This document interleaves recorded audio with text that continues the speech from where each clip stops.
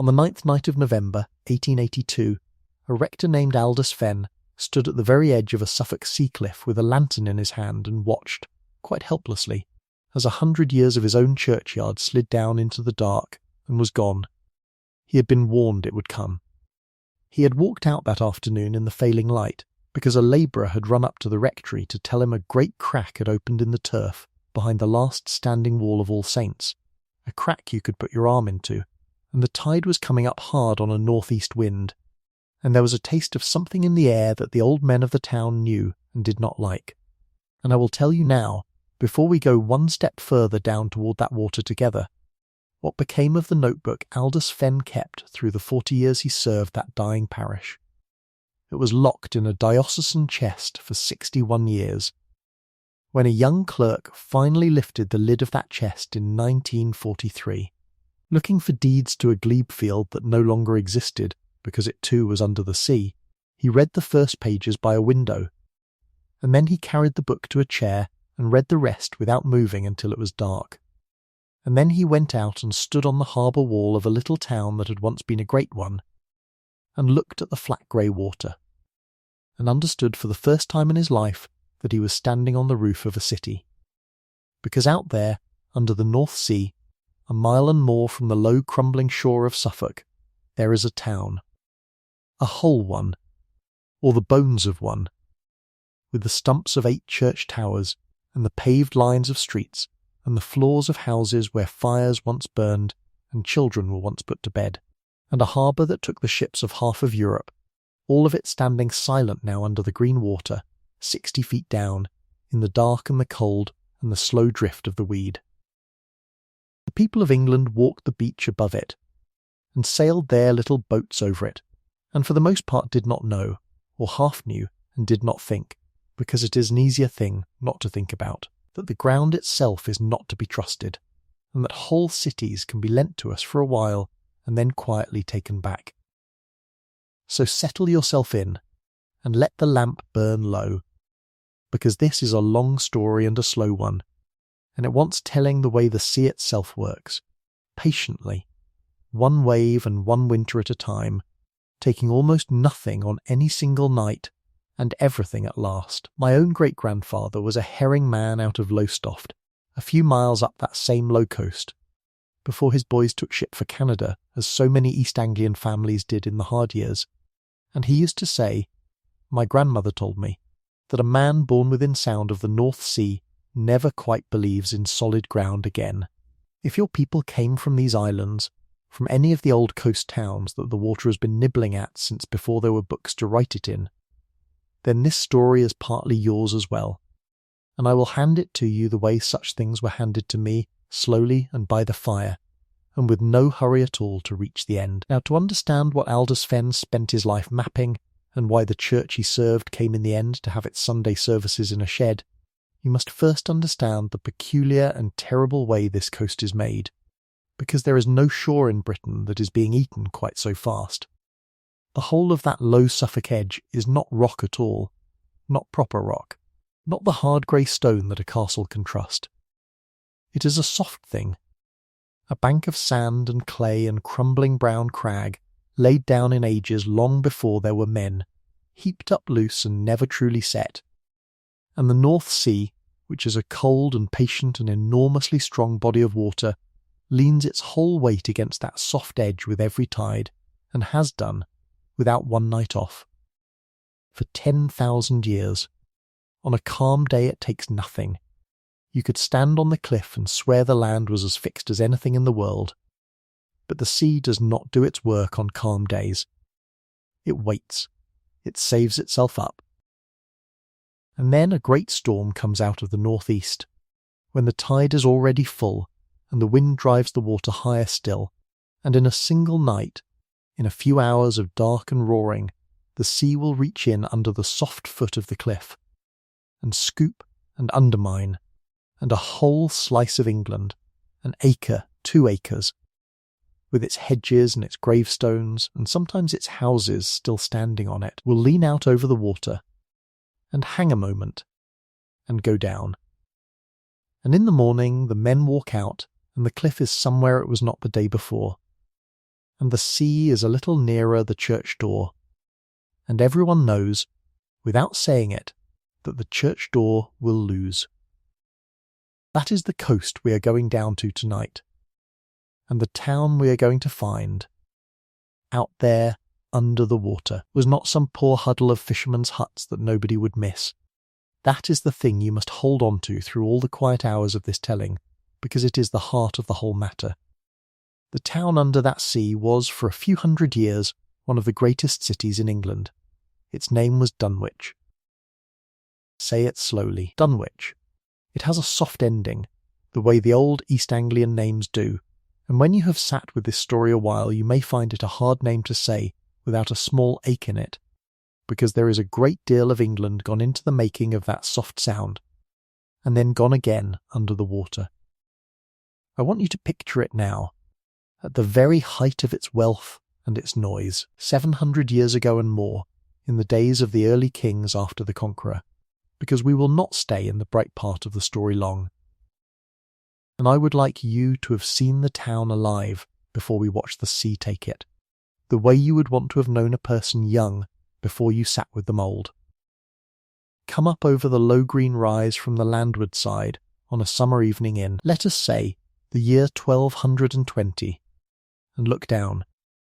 Below you, filling the whole shallow bowl of the land where it runs down to the sea, is a city. Not a village, a city, with walls and gates, and a great ditch dug round the landward side, and within it a crowd of red-tiled roofs so close together that from the hill they look like one great scaled roof, a herring back of roofs, with the smoke of 1,000 hearths standing up straight into the still gold air, and rising out of that crowd of roofs, counting them slowly as the light goes, you may make out the towers of the churches, and there are more of them than you would believe a single town could need or fill. St. John the Baptist, the great mother church of the town, wide as a small cathedral, All Saints on the eastern edge, nearest the sea, which we will come back to, for its fate is the whole story in little. St. Peter, St. Nicholas, St. Leonard, St. Martin, St. Bartholomew, the chapel of St. Anthony, and the chapel of St. Francis, and the churches of the friaries, the Grey Friars and the Black Friars, each with their own cloister and their own bells. And the Templars had a preceptory here, a round church of the knights, and there was a leper hospital out at the gate dedicated to St. James, and another house of God, the Hospital of the Holy Trinity, for the poor and the old. I have named you a great many holy houses, and I have not named half of them, and I have done it on purpose, because I want the sheer weight of them to sit on you a little, the way it must have sat on the traveller coming down that hill for the first time. This was a town that thought it would last forever. You do not build 8, 9, 10 great stone churches in a single town unless you are certain, in your bones and your bank, that there will be men to fill them and pay for them 1,000 years on, and the wealth to do it was real, and it came, as the wealth of that whole coast came, out of the grey water that would one day take it all back. Dunwich was a port.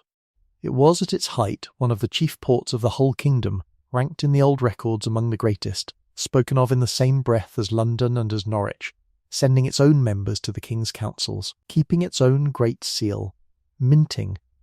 at one time, its own coin. Down at the foot of the town, where the little river met the sea, there was a harbour, and it was a forest of masts. The cogs and the buses and the little coasting craft lay so thick along the quays that a man could have walked across the harbour on their decks, and the records of the town, the ones that survive, the ones Aldous Fenn would one day copy out by lamplight with a wondering hand, speak of the ships as you or I would speak of a great crowd, in numbers hard to credit. 80 ships of war the town was said to owe the king in one reckoning, and merchant vessels beyond counting, and the fishing fleet on top of that, for this was the heart of the herring, the silver harvest of the North Sea, and every autumn the sea gave up its shoals, and the town grew fat on the salting and the barrelling and the selling of them. The quays smelt of tar and salt fish, and the sweetish rot of the fish that got away into the mud, and of wine, because the wine of Gascony came in here by the shipload for the whole east of England, and of wool going out, the great English wool, in sacks like fat grey sheep piled to the warehouse rafters. Picture the noise of it, the creak and groan of the ships working at their moorings, the shouts of the porters on the steps, the bargaining in English and in Norman French, and in the flat Flemish of the Low Country skippers over the price of a last of herring or a ton of wine. The bells, always the bells, 10 towers of them and more, ringing the hours and the tides and the market and the mass, so that a man of Dunwich lived his whole life inside a weave of bells and never heard the silence we hear, and never once, I think, imagined a day when all those bells would ring together under the sea, with no living ear to hear them but the fish. Now hold that picture, hold the roofs, and the towers, and the forest of masts, and the smoke standing up gold and straight into the summer evening, because from here the story goes down, and it does not, in the end, come back up. It goes down slowly, which is the mercy in it and the horror of it both, because a thing that is taken slowly gives you time to grieve it, over and over, for 300 years, and that is a strange and a wearing gift. Let us begin the going down then, and let us begin it where the town itself began to lose, out on the eastern edge, at the Church of All Saints. Because if you understand the long dying of that one church, you understand the whole town. And Aldous Fenn understood this, and it is why he gave his life to that particular ruin above all the others. All Saints stood on the seaward side of the town, on the high crumbling brown cliff, and in the great days it stood well back from the edge, a good field's breadth and more, with houses and lanes and its own broad churchyard between its east wall and the drop. It was a fine church, not the greatest in the town, but a fine one,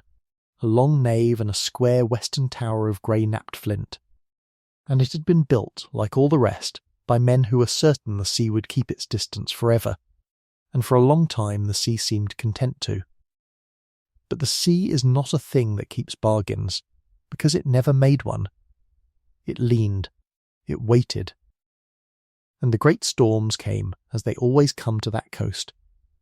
Generation after generation, each one taking its acre, each one bringing the grey water a little nearer to the eastern wall of All Saints, until, across the slow centuries, the houses that had stood between the church and the sea were gone. One lane and then the next, their people carrying their doors and their beds and their few good things up the hill to build again a little further back.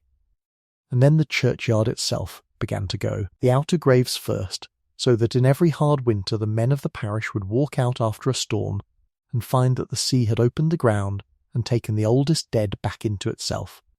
and there was nothing to be done but say a prayer over the raw new edge and move the fence again a little further in. Think what that is to a people. Think of it slowly, the way they had to live it. Your own dead, your grandfathers and your grandmothers, the small graves of the children, are not lost in some far place you need never see,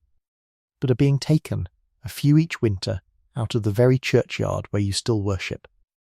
so that a man might stand at the Sunday service and know that the wall against which his father lay buried had gone over the cliff in the March gales,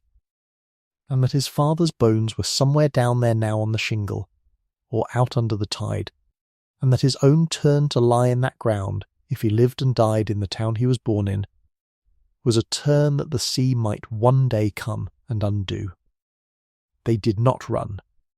That is the thing that took hold of Aldous Fenn and never let him go, and it is the thing I would have take hold of you tonight, gently, as you settle. They did not, most of them, for a very long time, simply give up the town and go. They loved it. It was theirs. Their whole lives and their whole world and all their dead were bound up in it, and so they stayed, and they fought the sea the only way men could fight the sea in those days, which is to say, they did not fight it at all. They endured it. They buried their dead a little further in, and they rebuilt their houses a little further back,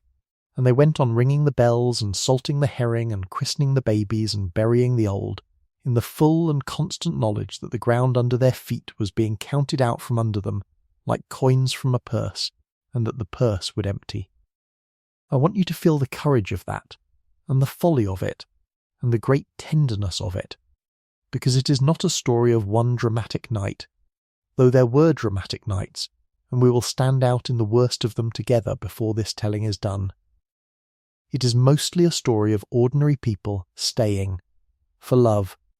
in a place that was leaving. Now, the great blow, the one that broke the back of the town and turned it from a wounded city into a doomed one, came on a single terrible night in the first days of the year, in the winter of 1286. Though the town would linger and shrink and suffer for 300 years after it, the way a great tree that has been ring-barked will stand and even leaf a while before it, knows it is dead. On that night a storm came up out of the northeast, such as the oldest men of the town had never known, and the tide was at its highest of the whole year, the great tide that the moon pulls up in the deep of winter. And the wind drove the sea up on top of that tide until the water stood far, far higher than any wall or bank the town had ever built against it. And the sea came in. It came in over the beach and up the harbour and into the very streets of the lower town, black and cold and roaring in the dark, and it took, in that one night, a great part of the port itself, and choked the harbour mouth with a vast bar of shingle that the storm threw up across it, so that the river which had made the town, the river that carried the ships in and out and made all the wealth, was in one night nearly stopped, dammed with the sea's own sand turned aside. I want you to sit with what that meant, because it is the quiet engine of everything that follows, and it is easy to hurry past. A port is a place ships can get into. That is the whole of it. That is the only reason the town was rich, the only reason it was great, the only reason the churches were built and the walls were raised and the king counted the place among his chief havens. And in a single night the sea took away the town's ability to be a port by throwing a bank of sand across its front door, and no ship could get in and out as it had, and the great trade began, from that night, to go. It went slowly, the way everything in this story goes slowly. Men dug at the harbour bar. They cut new channels for the river. They did it again and again over the generations at enormous cost, and the sea threw the sand back every time, patient as ever, and the trade that had once made a man's fortune went, ship by ship and merchant by merchant, up the coast to other havens, to the towns whose front doors the sea had not yet chosen to close. And the town, still standing, still full of its churches and its walls and its people, began to be poor. That is the first death of a town, and it happens before the sea has taken one more house. The wealth goes first. The reason for the place goes first. And then, over the long, slow years, the place itself begins to follow the reason for it down into the water. I promised you a friar, and here, in the years after that first great storm, is where he belongs. Because I want you to have one living soul to walk beside through the middle centuries of this dying, one face at a window, and the records have given us just enough of him to build. His name, as near as Aldous Fenn could recover it from the crumbling town books, was Brother Osric, and he was a grey friar, a Franciscan, of the house that stood in the town in those years, and he was, by the small evidence that survives, a big, broad-shouldered man of middle age, plain and kind, with rough hands, because the Grey Friars were not proud men and did their own work, and he had a particular office in the town that has kept his name alive when the names of far greater men are gone, which is that he was, for many years, the keeper of the town's records and the copier of its charters, the man who sat in the cold with a quill and set down on the vellum what the town had done and owned and owed. Picture him at his work on a winter's night, because it is a good and quiet thing to picture, and it will settle you. A low stone room, the scriptorium of the friary, with a single tall window that looks out east over the crowded roofs toward the sea, and the moon on the water beyond, and Brother Osric bent over a long dark table in the small yellow pool of a rushlight and a candle, copying. Letter by careful letter, the great charter of the town, the grant of the old kings that set out the liberties of the port, the right to its own courts and its own seal and its own market. His breath stands up white in the cold. His fingers ache. At his elbow is the stick of red sealing wax and the heavy brass matrix of the town's own great seal, which was a thing they were proud of past all reason, a seal showing a ship, because the ship was the town and the town was the ship. And losing the right to that seal, in the mind of a man like Osric, would have been very nearly like losing his soul. And as he copies, the bells of the town ring the offices through the night. 10 towers of them, near and far and under the bells, always. If he stops his pen and listens, there is the sea, working at the foot of the cliff not so very far to the east, and I do not think a thoughtful man like Osric could have sat at that window on a winter's night, copying out the record of a town's greatness, without knowing in his heart that he was writing an account of something that the sea meant to have. He would have known it, because he had buried them. That was the other half of a friar's work in those years, and it fell heavier and heavier on the holy houses of the town as the centuries wore on.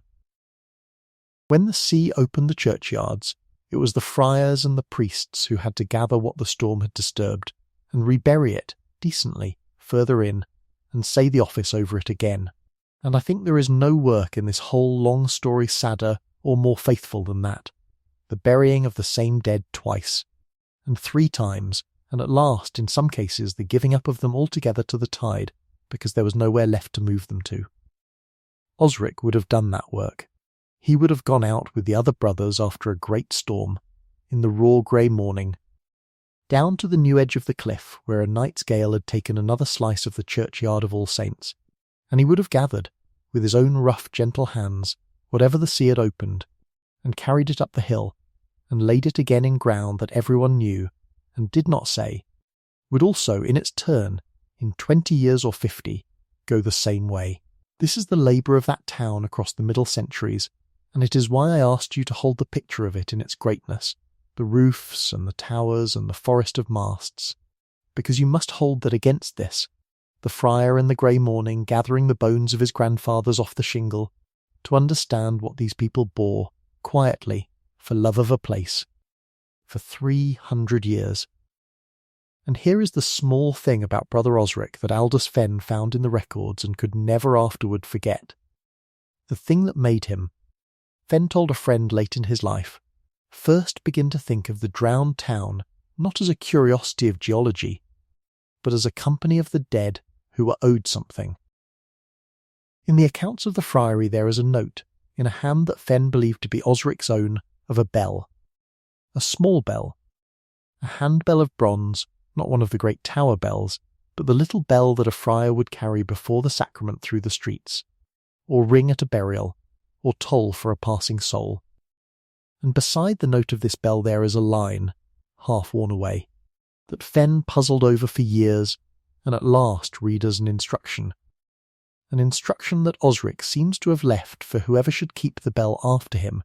and the instruction, as near as it can be given in our own plain words, was this: when at last the Church of All Saints goes down into the sea, ring this bell for it from the shore, and then keep it, and do not let it be sold. For a town should not let its own passing go unmarked. I will let that sit with you a moment, because it is the seed of the whole latter half of this story, and because it is, I think, one of the tenderest instructions a man ever left to men he would never meet. Ring the bell for the town when the town goes down, and then keep the bell. Osric could not have known who would keep it, or for how long, or that the last hand to hold it, 600 years on, would be the hand of a grey-bearded Victorian rector standing on the very edge of the very cliff, but he wrote it down, in the cold, by the candle, with the sea working below him in the dark, and because he wrote it down, it was done. But that is running ahead, and this is a story for slowing down, so let us go back to the water, and to the long, long middle of the dying, the 300 years between the great storm that broke the harbour and the last night of All Saints. Because a thing worth grieving is worth grieving slowly. The middle centuries went church by church, and I think the kindest and the truest way to give them to you is to walk them the way the town itself would have counted them, by the losing of the holy houses one at a time.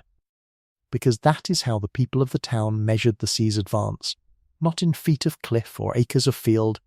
but in churches.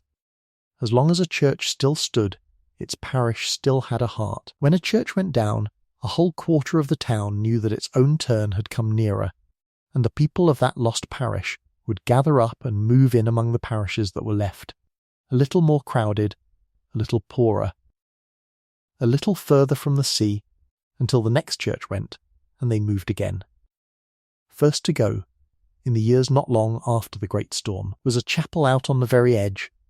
and then the church of St. Leonard, and then St. Martin, and then St. Nicholas, each of them a great stone building that men had raised in certainty, each of them undermined at last by the patient sea, each of them abandoned as the cliff came near, and then, in some storm or other, gone over the edge, the tower leaning first, and hanging, and falling in a great slow ruin of flint and dust into the water, and the bells with it. Think of the bells going down. I keep coming back to the bells, and I will keep coming back to them all night, because they are the sound of this story and they are its ghost.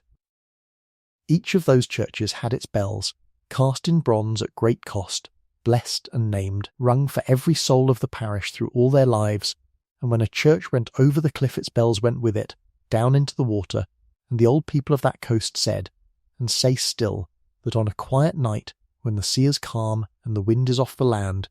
you can hear them, the bells of the drowned churches, ringing under the water. I will tell you plainly, as your companion for the night, that I do not know whether that is true, and I have thought about it a great deal, and I have decided that it does not much matter whether it is true in the way a clock is true, because it is true in the deeper way, the way a thing can be true that a whole people has agreed to hold for 600 years as the plain shape of their grief. They could not go down and tend the graves of their dead, because the graves were under the sea. They could not set a stone. So they gave the dead a sound instead, and they said the bells still rang, and they listened for them, and in listening they kept the drowned town alive in the only country left to it, which was the country of the ear and the country of the story, and the country of the winter fireside, where I am handing it on to you now. So when I tell you, in a while, of the old ferryman who rested his oars over the drowned town and cupped his hand to his ear and swore he heard them, I do not want you to think him a foolish man or a liar. I want you to understand that he was doing what the people of that coast had done for 600 years, which was to keep faith with a buried city by listening for it. And that is not folly. That is love. And love is very often the last thing to go over the cliff, long after the houses and the churches and the bells themselves have gone. Now I will bring you the widow, because I promised her too, and because a story of great things, ports and charters and cathedrals of flint, needs one ordinary door to knock at, one hearth, one woman standing in it. Or it does not truly reach the heart. Her name we do not have, for the sea took the register that would have held it. But Fenn found the shape of her in a bundle of old letters and a court roll, and I will call her for tonight by the name he gave her in his notebook, which was simply the widow of the East Lane, because she lived in the last lane of houses that still stood between the Church of All Saints and the sea. The very front line of the town's long war with the water. The most dangerous and the cheapest place in the whole town to live, which is why a poor widow lived there. Picture her house. One room below and a loft above, timber and plaster and a roof of reed, a swept earth floor, a hearth against the inner wall with a small fire of driftwood, because the sea that was taking her town at least gave her fuel, threw up on the beach below the wreckage of the very houses it had taken further along the coast, so that she warmed herself as the whole town did at the burning timbers of her neighbours' drowned homes. She was, by the little we can gather, a woman in her 50s,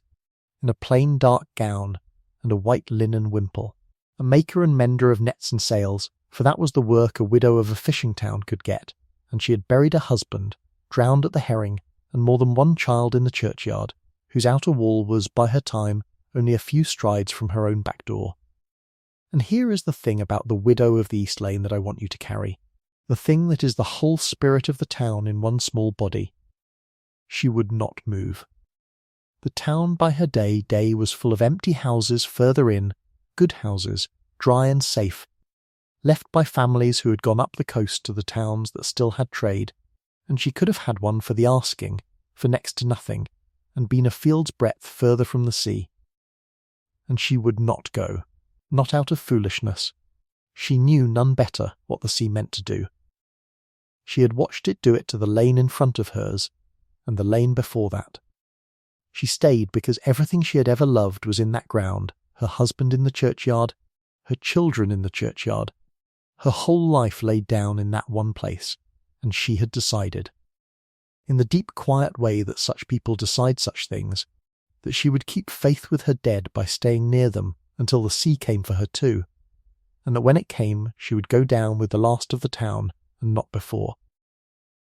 And every night, Fenn believed, from the little he could piece together, she trimmed and lit a small lamp and set it in her seaward window, so that it could be seen from the water, and she said it was for the fishermen to guide the boats, and perhaps it was, but I think, and Fenn thought, that it was also, and mostly, a light kept burning by a woman who would not let the drowning town go dark on her watch, one small lamp in one small window on the very edge of England, held up against the whole black patient weight of the North Sea. Let us stay with the lamp in the window a while, because we are in no hurry, and because the small things are where the sleep is. Consider what it cost her, that lamp, in a poor house, in a poor town. Oil, or tallow, or a rush dipped in fat, was not a thing a widow of the East Lane had to spare, and to burn a light every single night, all the dark hours through, was a real and constant sacrifice, a giving up of warmth or of a mouthful of food made freely, night after night, year after year, by a woman who had almost nothing. For the sake of a town that was leaving her, and a set of dead who could not thank her, and a few fishermen out on the black water who might, on the worst nights, be glad of one small steady light on a lee shore. There is a whole sermon in that lamp, and I will not preach it, because this is a channel for sleeping and not for sermons. But I will ask you to hold the picture of it, the small yellow flame in the small dark window, and the great sea beyond it, and the woman behind it mending a net by its light with her worn hands, because in a while, at the very end of this story, 600 years on, another hand will light another small lamp for the same drowned town, on a bare headland where nothing at all is left, and I would like you to feel, when we come to it, that it is the same lamp, handed on down the long dark corridor of the years, the way I am handing you this story now. The sea took the East Lane, in the end, on a night we do not have the date of, but Fenn found the shape of it in the town's memory. It took the lane the way it took everything, in a single great storm on a great tide, and the people of the town would have known that night was the night, because there is a particular sound the sea makes when it means to have a piece of the cliff, a deep working boom under the roar of it, felt in the chest more than heard, and the men would have come out with their lanterns in the howling dark, and stood as near the edge as they dared, unable to do one thing, and watched the last houses of the East Lane lean out over the water and go. Whether the widow went with them, or whether she had at the very last let them carry her further in, Fenn could not say, and he wrote in his notebook that he hoped she had gone up the hill in time and died in her bed years later in a dry house, and that he feared she had not, and that he had decided, for his own peace, to believe the kinder thing, and I think we may do the same, tonight. And believe the kinder thing, and let her die old and warm and far from the sea, with the sound of it that she had lived by all her life, coming to her softly through a landward window at the last, more like a lullaby than a threat. That is the middle of the story, the long 300 years of it, and I have given it to you in a friar and a widow and a set of ringing bells rather than in a list of dates, because the dates honestly would not keep you awake and would not help you sleep either, and because the truth of those centuries is not in the dates but in the staying, the extraordinary, patient, doomed staying of ordinary people in a place the sea was carrying off under their feet. Church after church went down, St. Nicholas, St. Leonard, St. Martin, St. Bartholomew. The great mother church of St. John the Baptist itself, the largest of them all, wide as a small cathedral, went at last over the cliff, tower and nave and all, in the reign of the old Queen's forebears, and the town that had been one of the chief cities of England was. By the time of the first Elizabeth, 300 years after the great storm, shrunk to a poor little huddle of houses on a shrinking green, with 1 or 2 churches left and the ruins of the rest standing forlorn on the very edge of the drop, half in and half out of the sea, waiting their turn. And it is in that late, sad, shrunken time, when the town was already more a memory than a city, that we come at last to All Saints, the church on the eastern edge, the church of the widow's own parish, the last great church of Dunwich left standing, and to its own long dying, which took incredibly another 300 years, so that the church went on standing, emptier and emptier, nearer and nearer the edge, right down into the age of the railway and the photograph and the grey-bearded. Rector who is waiting for us at the top of this story, with his lantern in his hand. Sit up with me a moment, gently, and let me draw the shape of the whole thing, because it is a shape worth holding as you drift. Twice the town was, in a manner of speaking, sealed away from the world of the living. Once by the sea, slowly, house by house and church by church, across 600 years until the whole of it lay under the water, and once, at the very end, by men, deliberately, when the last of it was gone, when they set a stone and a bell and a name on the bare headland where a city had been, and sealed the memory of it, kept it, registered it, gave the drowned town a place in the world of the living that the sea could not reach, which is exactly what the Friar Osric had asked for, 6 centuries before, in a line half worn away in an old account book. The sea sealed the town, and then the town's last keepers sealed the sea's work with a name, so that the drowning should not also be a forgetting. That is the whole story, and everything else tonight is only the slow and tender filling in of it, and you may sleep now whenever you like, for you have the shape of it. But I hope you will stay with me a while yet, because we have not yet stood on the cliff on the last night of All Saints, and we have not yet gone down under the water to see what is there, and we have not yet met Aldous Fenn properly, nor followed his notebook to the chest where it lay for 61 years, nor found out what became, in the very end, of the small bronze bell that a friar asked a town to keep. Now let us climb up out of the middle centuries and meet the man himself, Aldous Fenn, and I will take my time over him, because he is the thread that ties the drowned town to us, and because he is the kind of man this whole channel is, in a way, built to remember,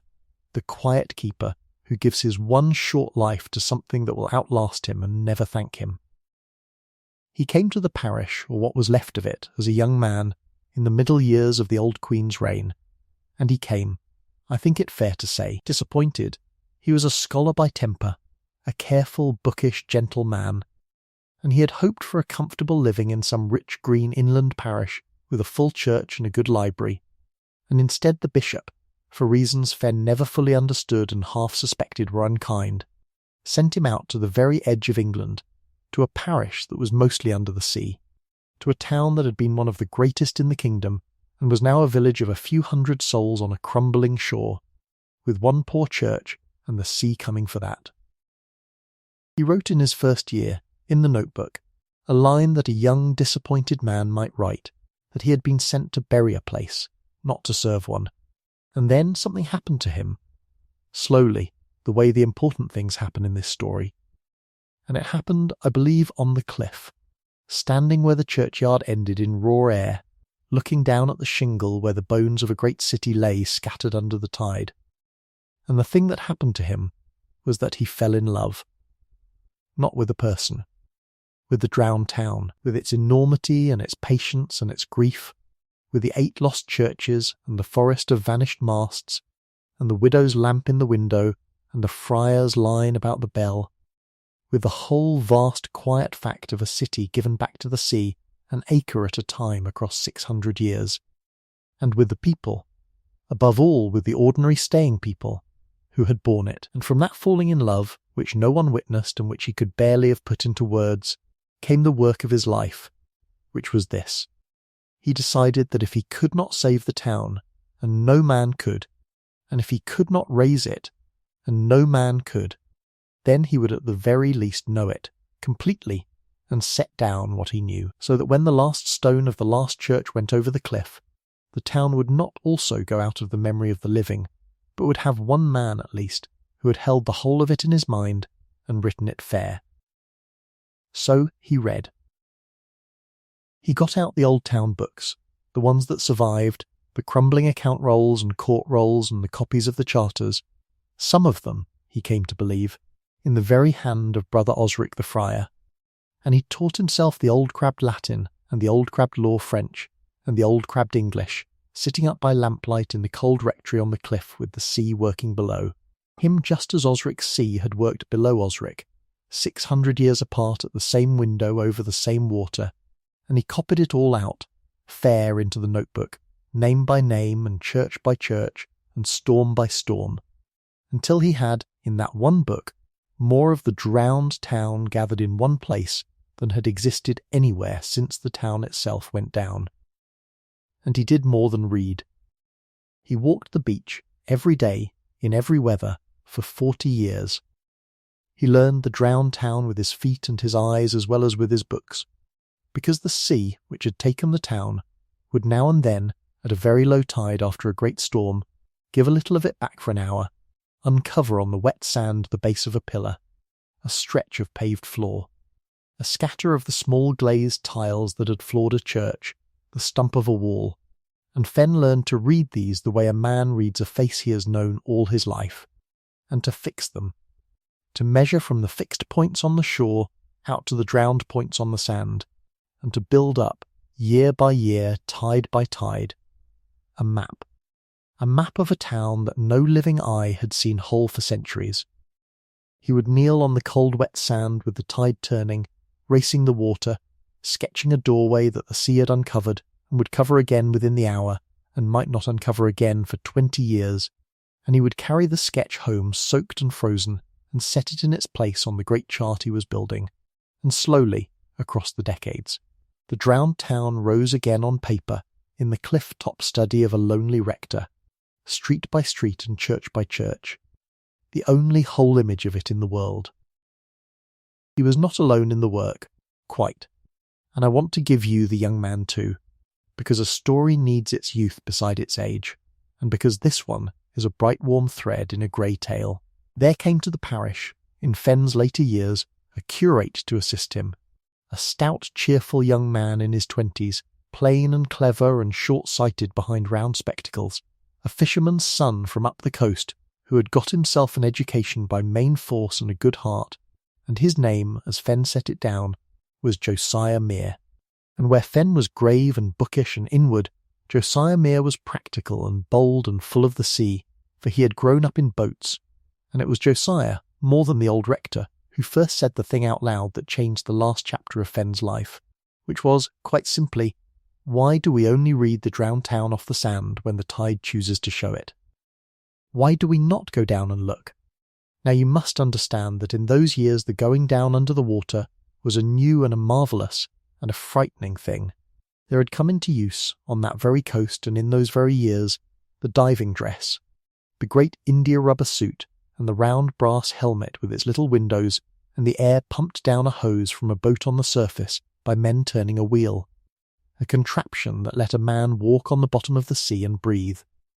which to the fishermen of that shore was very nearly a kind of witchcraft, and there were divers who used it, hard brave men, who went down to clear fouled anchors and salvage wrecks and mend the piers of harbours, and Josiah Mere knew some of them,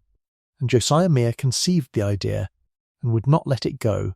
that a diver might be sent down over the drowned town, in the calm of a summer's slack water, to walk among the very ruins that Fenn had spent 40 years reconstructing on paper, and to see with living eyes what no one had seen since the churches went down. Fenn resisted it a long time. He was an old man by then, and a cautious one, and he had a scholar's fear of disturbing the dead, and he said, more than once, that the town was a grave and should be let lie. But Josiah was gentle and stubborn, and he made the argument that at last moved the old man, which was that the sea was not going to let the town lie, that the sea was tearing the drowned ruins apart a little more with every storm, just as it had torn the standing town apart, that everything down there was going, still going, grinding away to sand and shingle year by year, and that if they did not go and look now, and record it, then it would be lost a second time, lost even to the map, lost even to the memory Fenn had given his life to keep. And that argument, the argument of the keeper, the argument that a thing passing should at least be witnessed, was the one argument Aldous Fenn could never refuse, because it was the argument of his own whole life. So it was agreed. And on a still bright morning in the calm of a summer, when the great grey sea lay flat as a floor, and the water over the drowned town was as clear as that cold water ever gets, they took a boat out. Fenn and Josiah Mear and two of the hard, quiet salvage men with their pump and their hoses and their round brass helmet. And they anchored. By Fenn's own reckoning off his 40 years of maps, over the place where the great church of St. John the Baptist was believed to lie, the mother church of the town, the largest of them all, and one of the salvage men was dressed in the India rubber suit and the helmet was screwed down over his head, and he went over the side and down the shot rope hand over hand into the green, while the other man turned the wheel of the pump and the air went hissing down the hose, and Fenn sat in the stern of the boat with his notebook on his knee and his hand. Josiah said afterward, not quite steady, waiting to hear what a living man would say of a place that had been 600 years drowned. Let me take you down with the diver slowly, because this is, I think, the still centre of the whole night, the place where the sleeping mind most wants to go, down into the green, cool quiet under the moving skin of the sea, and I will describe it the way the diver described it, afterward, in the plain wondering words of a man who had no fine language and did not need any. The first thing he said is the light. At the surface it is bright, hard summer light on hard grey water, but as you go down the shot rope hand over hand the light thickens and greens and softens, and the noise of the world goes with it, the slap of the waves and the calling of the gulls and the clank of the pump all fade away, until there is nothing but the slow hiss of your own air coming down the hose and the great green silence, pressing in gently on every side, and you hang there a moment, halfway down, in a place that is neither the world above nor the floor below, in the pure green nowhere, and you are, he said, more alone than a man is ever alone on the land, and yet not frightened, because it is so quiet and so slow, and the light comes down through the water in long soft trembling shafts as it comes down through the high windows of a church. And then, he said, the floor. Out of the green below you the floor of the sea comes up to meet your boots, grey sand and dark weed swaying, and you stand on it, and the weight goes off your feet, and you are standing on the bottom of the North Sea, and you look about you, and for a moment it is only sand and weed and the green going dark in every direction. And then you begin to see. That was the word he used over and over, telling it. You begin to see. First a straight line, too straight for the sea to have made, a low ridge under the sand, and you follow it, and it is a wall, the foot of a wall of dressed stone, running away into the green. And then, standing up out of the sand, a shape, and you go to it, walking slow in the heavy boots with the weed brushing your legs, and it is the base of a great pillar, a church pillar, round and vast, the stump of a column that had held up a roof where men once sang, and above it, where the roof should be, there is only the green water and the trembling light coming down, and you understand, standing there with your hand on the drowned pillar, that you are inside a church, that these swaying weeds are growing in the nave, that the shafts of green light are falling where the high windows were, that the fish drifting slow above your head are swimming in the air that once rang with the bells and the singing. And it is, he said, the strangest and the most solemn thing that ever happened to him in a long hard life at sea, to stand in the drowned nave of a great church on the floor of the ocean, in the green light, in the great silence, among the leaning stumps of the pillars, and know that a town had knelt here. He found the font.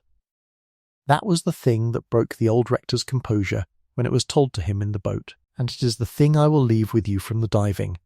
because it is so simple and so human. Toppled on its side in the sand, in the drowned nave, the diver found a great stone font. The very font where the babies of the parish had been christened for 400 years. The water of their baptism poured over their small heads at the beginning of their lives in the same church that was now. Itself drowned, and the diver, who was not by his own account a church-going man, said that he stood over that fallen font a long moment on the floor of the sea, and then he did a thing he could not afterward explain, which was that he reached down into it, into the toppled font full of sea sand and weed, as if to feel for water, and finding only the cold sea, he took his hand back, and, he said, he was glad of the helmet then, because a man does not like to be seen to weep, even on the floor of the ocean where there is no one to see. And then his air hose gave the signal tug from the boat above, his time was up, the slack of the tide was turning, and he climbed back up the shot rope out of the green church into the hard bright noise of the living world.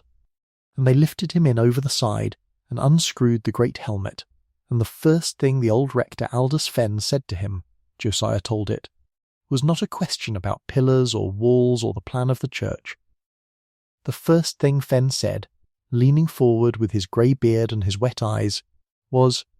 it quiet down there? And the diver said, Sir, it is the quietest place in the world. And Fenn sat back and nodded and was content, because that, I think, was the thing he had most needed to know, that the town he had grieved for 40 years was at peace, that whatever the sea had done to it, it had at the last given it quiet, and a man who has spent his life among the loud small troubles of a poor parish, and among the great slow trouble of a drowning town, will understand why the quiet was the thing that comforted him, and perhaps you understand it too tonight, drifting down toward the quiet yourself. I want to stay a moment longer with the men on the surface, in the boat, while the diver is down, because there is a particular quiet in that waiting that is good to rest in. The quiet of people who love someone in the deep and can do nothing but keep the air going and watch the water. Picture the boat, on the flat bright slack water over the drowned town, the great grey sea lying still all round it to the horizon, and in the boat the two salvage men, one of them turning the wheel of the air pump slow and steady, never faster, never slower, because a man's life is on the evenness of it, and the air going down the long hose over the side and into the green, and the other man tending the lines, the air line and the lifeline, feeling the small tugs come up from below, the signals, all well, more air, hold, come up, a whole language spoken up a rope from the floor of the sea, and Josiah Mere watching the surface where the bubbles broke, the slow silver bubbles coming up from a man walking in a church 60 feet down, and old Aldous Fenn sitting in the stern with his notebook on his knee and his eyes on the water, not speaking, hardly breathing. An old scholar who had spent 40 years reading his drowned town off the sand and out of the books, now waiting, at last, in the flesh, above the very stones, for a living man to come up and tell him it was real. And the quiet of it. There is no quiet like the quiet of slack water, the little while at the very turn of the tide when the great pull of the sea pauses, gathers itself, hangs, before it turns and begins to pull the other way, and it was into that quiet, always, that the diver had to go, because only in the slack could a man stand on the bottom without being swept. And so the whole thing was done in that strange held pause of the sea, that half-hour of stillness that the tide grants twice a day, when the water lies quiet as it never otherwise lies, and the men in the boat spoke low, if they spoke at all, and the gulls settled on the water, and the whole world seemed to be waiting with them, holding its breath with the tide, while a man walked in the green church of the drowned town below. And I think there is something in that held pause of the slack water that is very like the held pause we are all in, tonight, you in your bed and I by this low lamp. The pause between the tide that brought us here and the tide that will one day carry us out. The quiet middle of things, and I think the men in the boat, in the slack water, over the drowned town, knew, without saying it, that they were in a holy sort of pause, that the sea had granted them a little stillness to do a tender thing in, to visit the drowned with reverence and come away, and that the stillness would not last, that the tide would turn and the sea would pull again and the diver must come up before it did, and that this is the shape of every good and quiet thing in a life, that it is done in a pause the world grants and then takes back, and must be done gently and gratefully, and without wasting the stillness, because the stillness is short. So rest now in the slack water with them, in the held pause of the turning tide, the boat quiet on the flat bright sea, the air going down even and slow to a man in a green church below, the old rector waiting with his notebook, the gulls settled, the whole world holding its breath. And let your own breath fall into that stillness, slow and even as the turning of the pump wheel. And know that you are held, tonight, in a good pause, over deep and quiet and remembered things, and that nothing is asked of you here but to be still, and to breathe, and to let the tide hang a while at its turning before it carries you gently on. They went down more than once, that summer and the next, in the flat calm slack waters, and each dive added a little to the map and a little to the wonder, and I will give you a few of the things they found, quietly, one after another, the way you might turn over small smooth stones in your hand by the fire, because there is a deep peace in the mere listing of them. They found a stretch of paved street, the very setts worn hollow in the middle by the feet of a town, running away straight under the sand between the drowned house lines. They found a floor of glazed tiles, red and yellow and green in a pattern of leaves and beasts, laid down for some rich man's hall or some lady chapel, the colours still bright as the day they were fired 6 centuries before, because the cold and the dark and the still water had kept them, where the air and the light of the world above would have faded them long ago. And there is a strange comfort in that the sea, which destroys so patiently, also preserves, that it takes a thing out of time and holds it, unchanged, in the dark, so that a tile trodden by a medieval foot comes up brighter than a tile that stayed in the sun. They found a carved stone doorway, standing yet, upright in the green, its arch still true. Weeds streaming from it like a green banner, a door into a house whose walls were long gone, a doorway that led now only from water into water, and yet a man had once cut that stone and set that arch and hung a real door in it, and gone in and out of it, home, for years, and Josiah Mear wrote in the margin of the rector's notebook, in his own round hand, a line that Fenn kept, which was, "We nodded to the dark windows as we passed, sir, as one does to sleeping folk. I want you to sit with that, the 2 men in their heavy suits and the diver walking the drowned streets, nodding to the empty window openings of the drowned houses as men nod to a lit window at night where someone they know is sitting up, out of an old habit of courtesy that would not die even 60 feet under the sea, even to houses 600 years empty.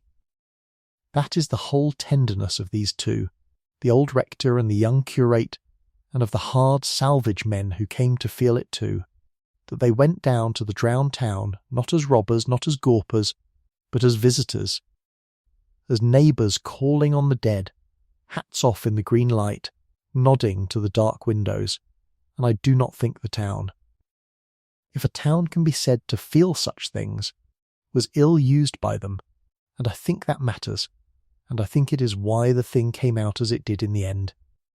But it was on the last of the dives, the deepest and the boldest, that they found the thing this whole story has been walking toward, and I will tell it slowly,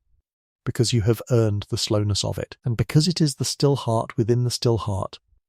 and if you are going to sleep tonight, it may as well be here. Fenn had reckoned, from all his 40 years of maps and reading, that somewhere out on the eastern side of the drowned town, deeper than the rest, there should lie the last remains of a small chapel and its crypt, a low undercroft that had been cut unusually. Down into the harder clay, a vaulted stone cellar under a chapel, and that because it was cut down and roofed with stone vaulting, it might, just possibly, have survived the fall of the chapel above it, might be down there still, whole, a sealed stone room, under the sand and the sea. And on that last dive, following Fenn's chart,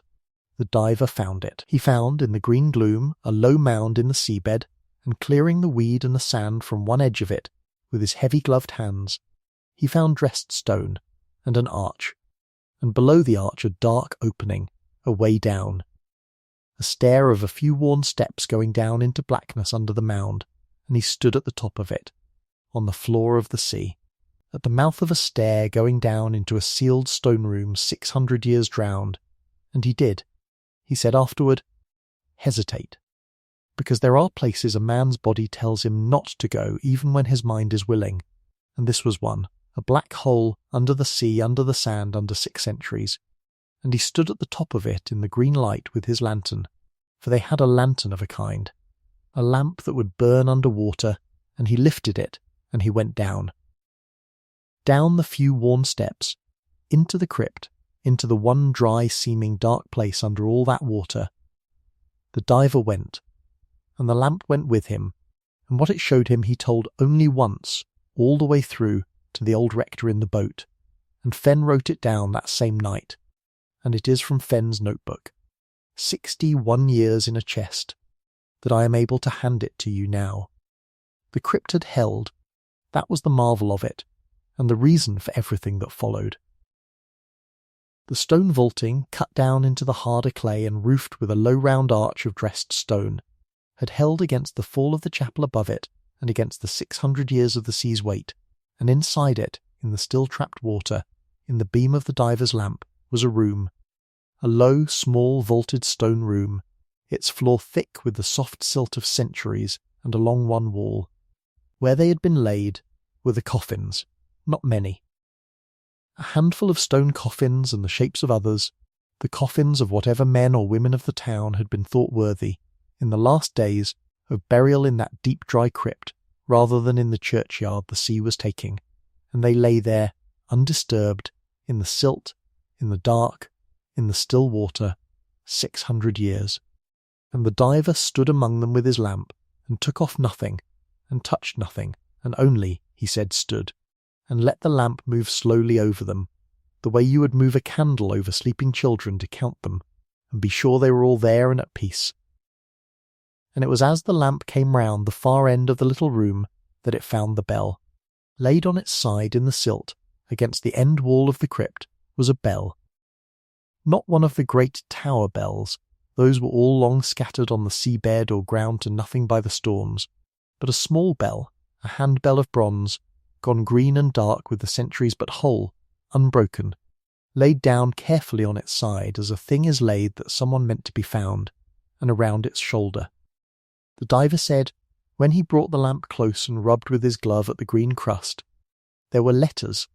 old worn letters cast into the bronze, and words.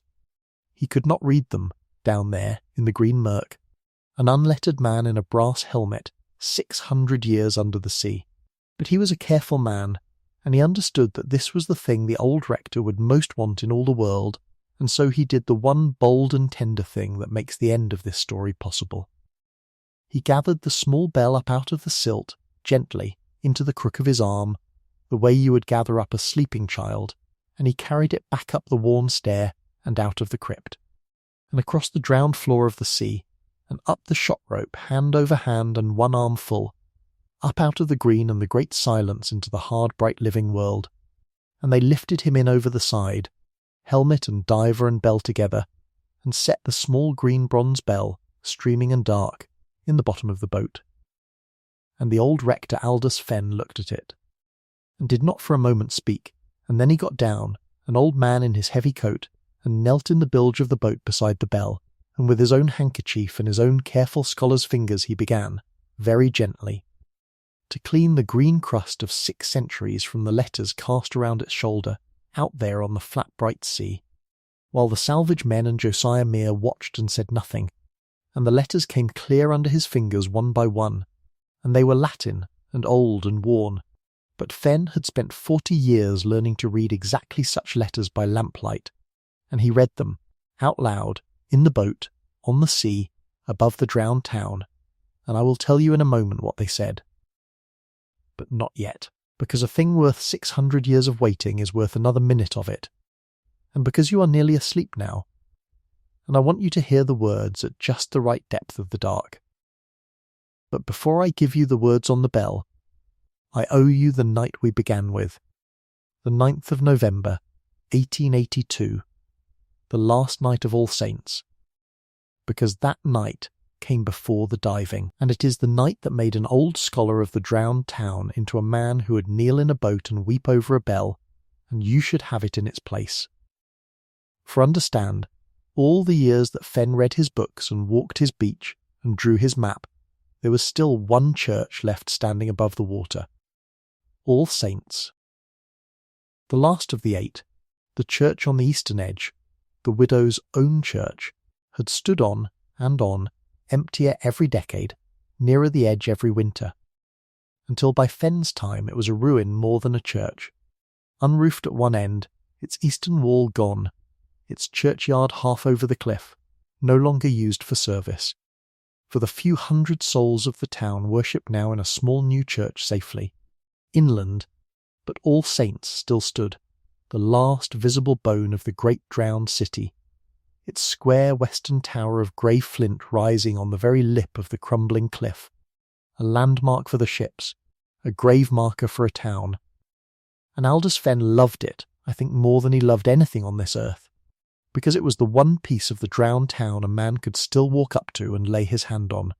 and say, this stood, this was real, the town was here. And he knew it was going.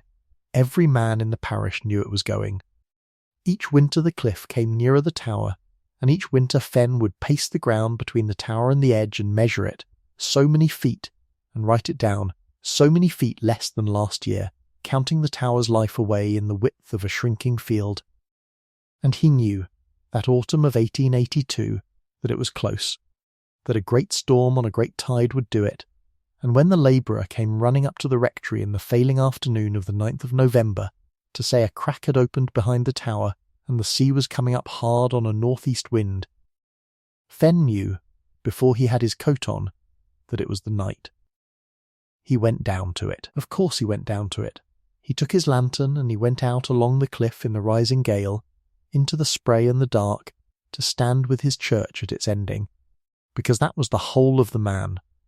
that he would not let even a building die alone if he could help it. And he stood there,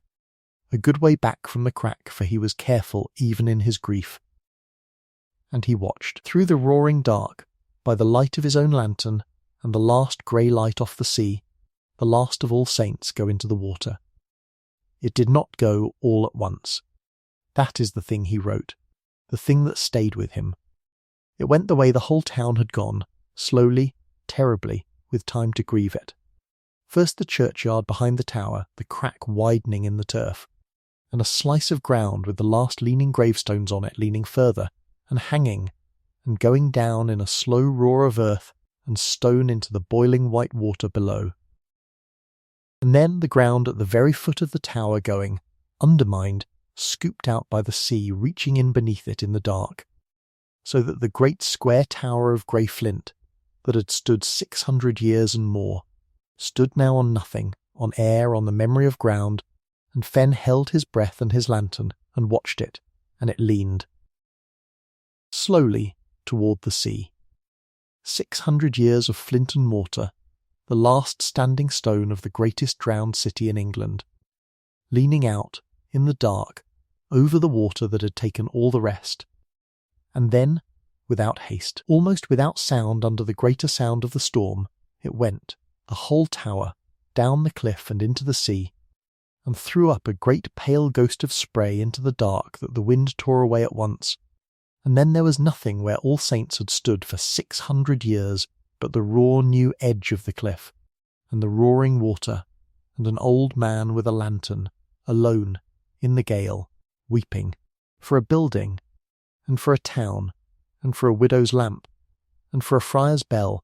and for the whole vast patient grief of that coast. And I do not think it shames him at all, and I do not think you think so either. And here is the thing that I have been keeping for you, the thing that ties the friar's line in the old account book to the old rector weeping on the cliff. And it is the reason Fenn wept for the bell above all. On the night All Saints went down, Aldous Fenn had no bell to ring for it. He knew the friar's instruction, for he had found it years before in the crumbling accounts, in the hand he believed to be Osric's, that line half worn away. When at last the Church of All Saints goes down into the sea, ring this bell for it from the shore, and then keep it. He knew that 600 years before, a grey friar had foreseen this very night, the night the last church went down, and had asked that a bell be rung for it from the shore. And Fenn had no bell. The bell was lost. The bell Osric meant had gone, no one knew where, into the long confusion of the centuries, sold or melted or drowned. And so on the night the last church of the drowned town went into the sea, the one thing the town's own friar had asked for, 600 years before, could not be done. And Fenn stood there in the gale knowing it, that the town had asked, across 6 centuries, for a bell to be rung for its passing, and that its passing had come, and there was no bell, and no man to ring it. And that failure, that small terrible failure to keep faith with a dead friar's tender wish, was the thing, Josiah Mere said, that the old man could never afterward let go of, and it was, I am certain, the true reason he at last let himself be persuaded down under the water. The deep reason under all Josiah's practical arguments, because somewhere in the grieving scholar's heart was the thought, the hope, the prayer, that the bell might still be down there, in the drowned town, waiting, and that if it could be found, then even now, even late, even 600 years and one church too late, the thing the friar asked might yet be done. And so you understand, now, why the old man knelt in the bilge of the boat and wept, when the diver came up out of the green with a small green bronze bell in the crook of his arm, laid on its side in a crypt, as a thing is laid that is meant to be found. And you understand why he cleaned the letters with such trembling care. And now, at last, at just the right depth of the dark, I will tell you what the letters said. They were worn, and they were old, and there was more of them than Fenn could recover, but the heart of the inscription, the part that came clear under his fingers in the boat on the flat bright sea above the drowned town, said this, in the old Latin, that Fenn turned into plain English words and spoke aloud, and that Josiah Mere wrote down, and that I now give to you. I am the voice of the town. Ring me for its going. It is not certain, of course, across 600 years, and a green crust and a worn casting, that those were the exact words, and Fenn, being an honest scholar, wrote in his notebook that he could not swear to every letter. But that was the sense of it, and I choose to believe it was the words, and I think you may choose to believe it too, tonight, because it is a thing almost too fitting to have been invented, that the very bell the friar asked to be kept and rung, the bell that could not be found on the night the last church fell, should be found at last on the floor of the sea, with those words cast around it. Shoulder, I am the voice of the town, ring me for its going, waiting 600 years in the dark for a hand to lift it and a coast to hear it. They rang it. Of course they rang it, and I would have you picture the ringing of it, slowly, because it is one of the quiet great moments of this whole telling, and it was done by only a handful of people on a bare shore, with no one watching. Which is how the truest things are usually done. They brought the bell to land, and Fenn cleaned it and mended the small worn place where its clapper hung, and on a still grey evening not long after, at the turn of the tide, Aldous Fenn and Josiah Mere and the 2 salvage men, and a few of the fisher folk of the town who had heard and come, walked down to the shore. To the place on the beach nearest to where the drowned town lay out under the water, and Fenn, an old man now and near his own end though he did not yet know it, took the small green bronze bell in his 2 hands, and stood facing the sea, facing the drowned town, and he rang it. He rang it slowly, a single toll and then a silence, and another toll and a silence, the way a bell is rung for the dead, not the glad quick peal of a wedding or a victory, but the slow measured passing bell.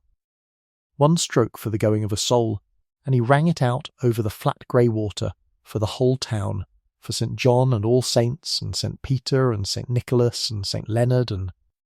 St. Martin and St. Bartholomew, and every drowned chapel and every drowned soul,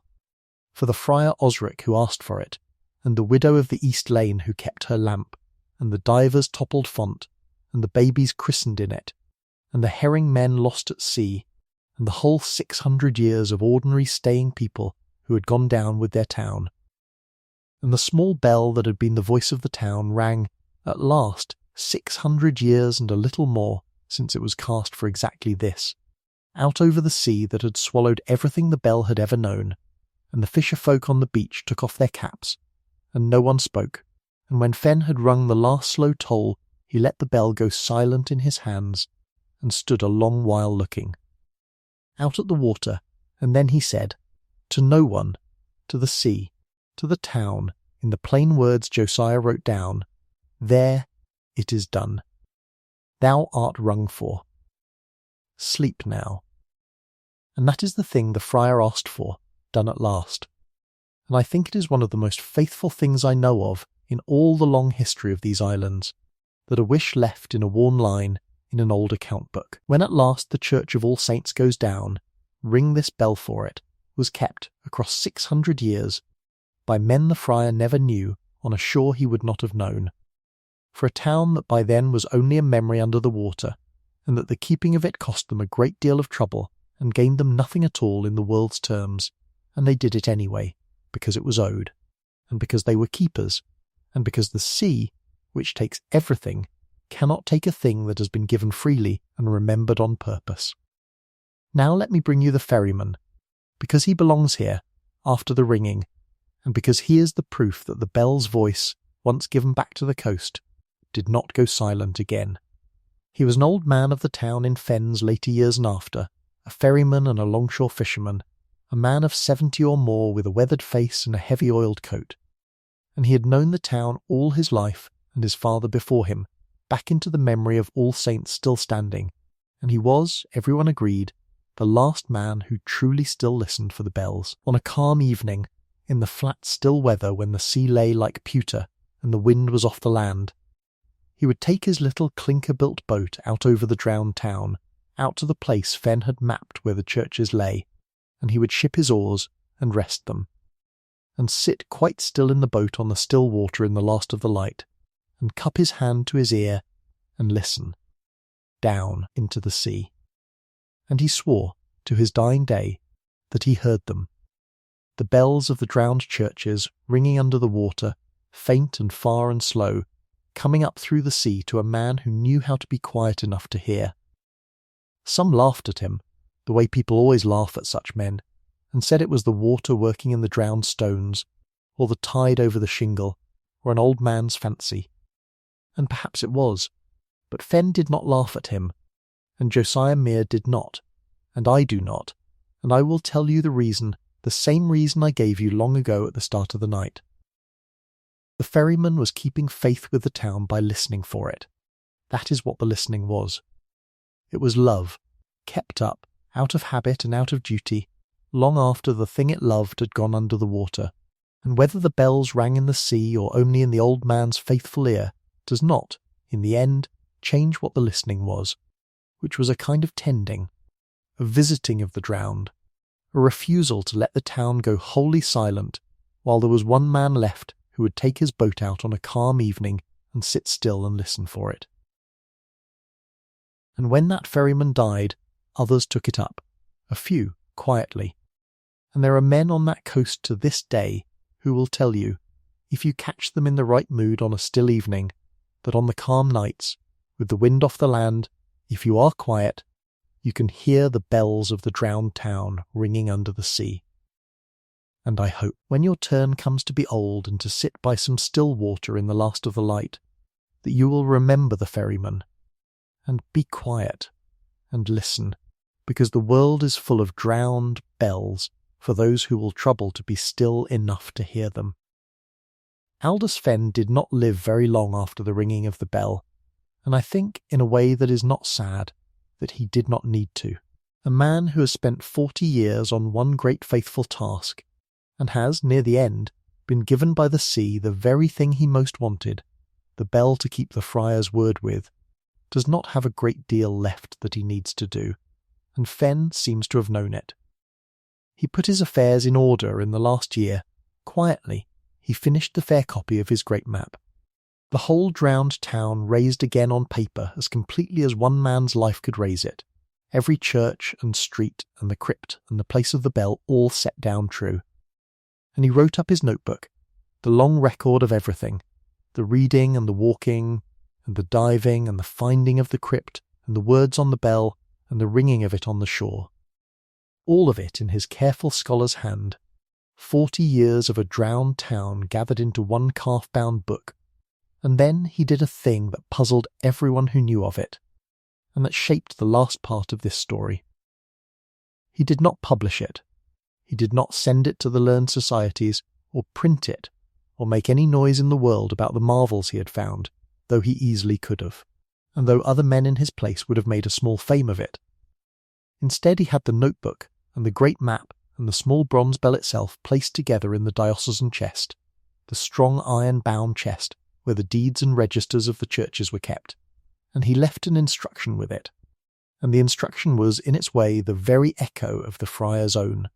600 years on. Keep these, do not sell the bell, and do not scatter the record. Let them lie together until they are wanted. And when Josiah Mere, who loved him, asked the old man why hide it? Why not tell the world of the drowned town, and the crypt and the bell? Fenn gave an answer that Josiah wrote down, and that I have thought about for a long time, and that I will give you now to sleep on. He said the town was not made to be a wonder for strangers. It was made to be a home for its own. I have not spent my life digging up a marvel to be gawped at. I have spent it keeping faith with a company of the dead. Let the record lie quiet with the bell, and one day, when it is wanted, when someone comes who needs it, who is of the town's own blood or its own kind, it will be here, and it will be whole, and it will tell them everything. Until then, let it sleep, as the town sleeps, in the dark, kept, and safe, and waiting. And then he said the thing that Josiah could never repeat without his voice going, the last thing of Fenn's I will give you before he leaves the story. He said, a sealed place is not a forgotten place. The sea sealed the town, and I have sealed the record, but sealed is not lost. Sealed is only waiting for the right hand. And then Aldous Fenn, rector of a drowned parish, keeper of a drowned town, died, quietly, in his bed in the cliff-top rectory, with the sound of the sea coming up through the window, the sea he had grieved and mapped, and at last, in a small green bronze bell, answered, and they buried him, at his own asking, not inland in the safe new churchyard, but out on the headland, as near as was decent to the edge, as near as they could lay him to his drowned town without giving him to the sea outright, so that he lies there still, facing the water, the last keeper of all saints. And the chest with his notebook and his map and his bell was closed, and locked and set in the diocesan store, and there it stayed, exactly as he had asked, sealed but not lost, waiting for the right hand, for 61 years. The right hand, when it came in the middle of a war, which is a strange and fitting thing, and it belonged to a young man named Edmund Cray, a clerk of the diocese, too young and too short-sighted for the fighting, kept home to mind the paper while the world burned. And it was he who lifted the lid of the chest in 1943, and I began the whole night with him. Standing on the harbour wall of a town that had once been a great one, understanding for the first time that he stood on the roof of a city, and now you know how he came to be standing there. He had gone to the chest for a dull and practical reason. There was a question in that year about the glebe lands of the old drowned parishes, whether the church still held title to fields that were now under the sea, a question that only a war and a lawyer could have thought worth asking, and Edmund Cray, being the clerk whose job it was, went to the diocesan store to find the old deeds, and he opened the iron-bound chest, and the deeds were there, and so, on top of them, wrapped in oiled cloth, was a calf-bound notebook, and a great folded map, and a small heavy object that turned out, when he unwrapped it, to be a green bronze bell. Now Edmund Cray was a conscientious young man, and a curious one, and it was a slow grey afternoon in the middle of a war, and instead of taking only the deeds and closing the chest, he opened the notebook to see what it was, and he read the first page. Standing by the window in the cold store, and the first page was in the careful hand of a man dead 40 years, and it said, "This is the record of the drowned town, kept by Aldous Fenn, and it is here because it was not yet wanted, and if you are reading it, perhaps it is wanted now, and if so, you are welcome. And you are, whether you know it or not, of the town's own kind, or you would not have troubled to open the book." And Edmund Cray, alone in a cold store in the middle of a war, felt the hair rise on his arms, because it was as if the dead man had written the sentence to him, and he read on, standing. And then he carried the book to a chair, and read it through, the reading, and the walking, and the diving, and the crypt, and the bell, and the ringing on the shore, and the friar's line, and the widow's lamp. All of it without moving, until the light failed and he had to strike a match to see, and when he had finished he sat a long while in the dark, and then he went out, as I told you at the start, and stood on the harbour wall, and looked at the flat grey water, and understood that he was standing on the roof of a city, and that a man had spent his whole life keeping the memory of it, and had sealed that memory in a chest to wait for the right hand, and that the right hand, across 61 years and against every likelihood, had turned out to be his own. And Edmund Cray decided, that night, standing on the harbour wall, that he would not close the chest again. He decided that the waiting was over, that this was the wanting Fenn had spoken of, that a town keeping faith with its dead in the middle of a war that was drowning whole cities anew every night was a thing the living needed, and he set himself, in what hours the war left him, to do the thing Fenn had chosen not to do, which was to bring the drowned town gently up into the light, not as a marvel for strangers, Fenn had been right to fear that, but as a memory kept, a name set where the living could find it, exactly as the friar had asked and Fenn had asked, so that the drowning should not also be a forgetting. What Edmund Cray did, in the end, was a small thing and a lasting one, and it is the answering of the wall that this whole night has been walking toward, the thing I promised you long ago, that a sealed place can be answered without being broken. He did not raise the town. No man can raise a town from under the sea, and he did not try. He did not sell the bell, or send it to a museum in a far city to sit in a glass case among the loot of the world, for Fenn had asked that it not be sold, and he kept faith with Fenn, as Fenn had kept faith with the friar. What he did was this. On the bare green headland above the sea, on the very ground where the last of the town had stood, where All Saints had lifted its grey tower for 600 years before the sea took it, on the empty windswept turf where a stranger walking now would see nothing at all but grass and gulls and the flat grey water, and never dream that a great city lay drowned before him, Edmund Cray had set a memorial, a low wall of the local flint, the same napped grey flint the churches had been built of, and set into it, facing the sea, a plate of cast bronze, and on the bronze, in crisp clear letters that the salt wind has softened only a little in the years since, the names of the drowned churches, all 8 of them, and the chapels besides.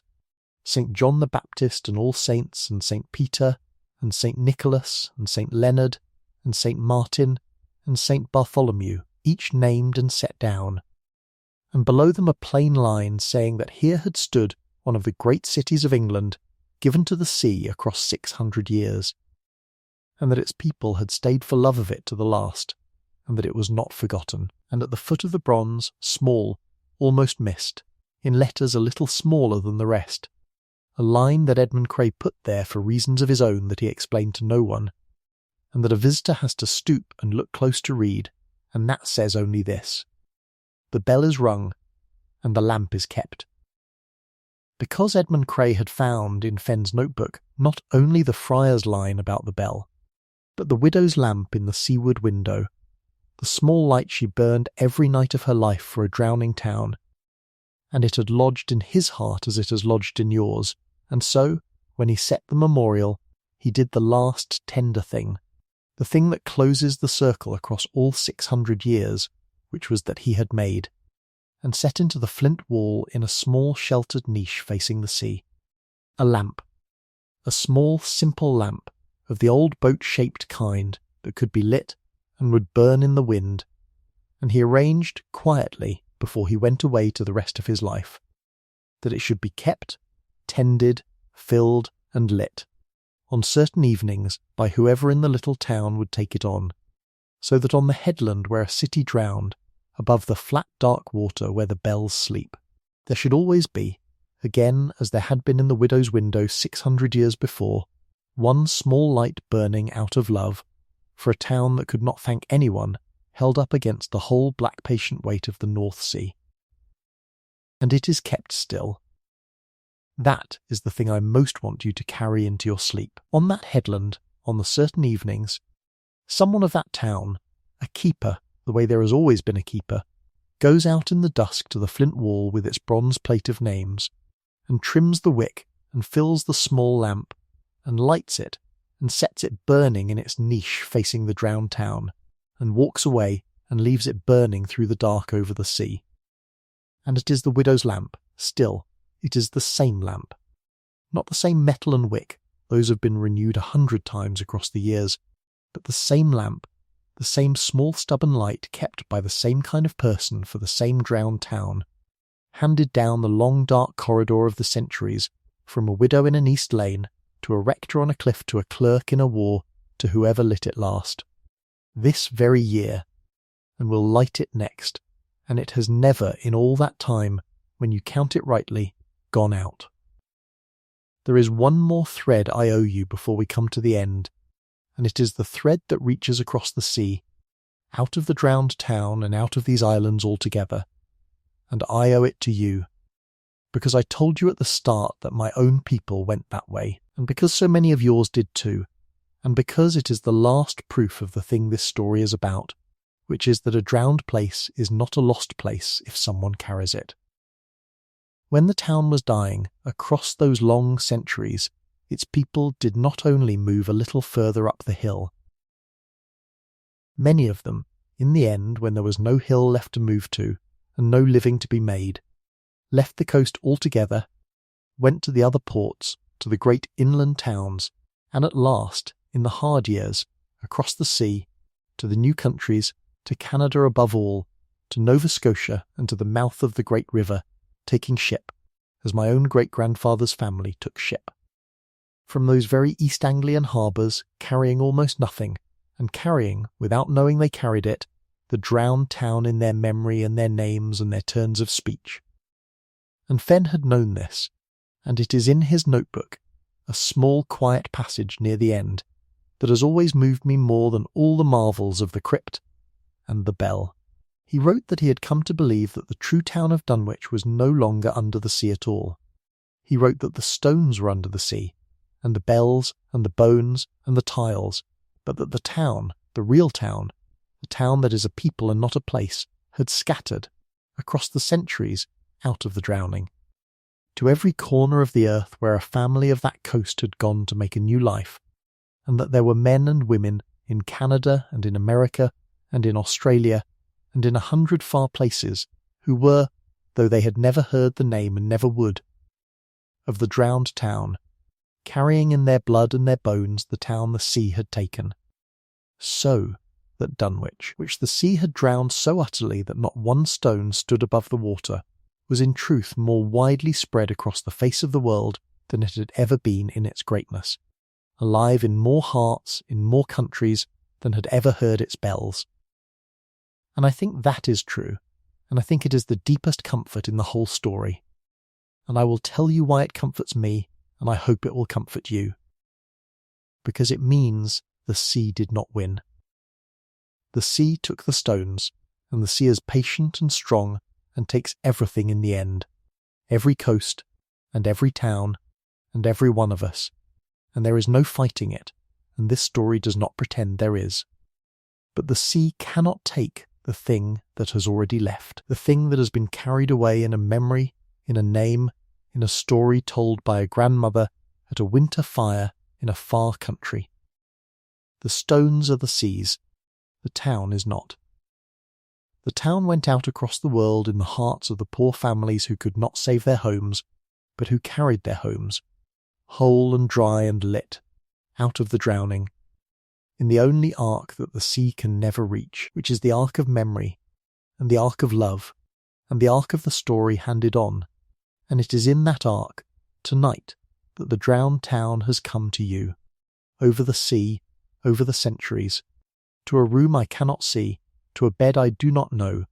to be handed to you the way it was handed to me. And if you carry it a little way further, tell it once to someone you love, then you become. Tonight, a keeper too, the newest keeper of the drowned town, and the sea, for all its patience, has lost another small everlasting battle, and the bell is rung, and the lamp is kept, and the town sails on. Let me take you back now, one more time, into the living town,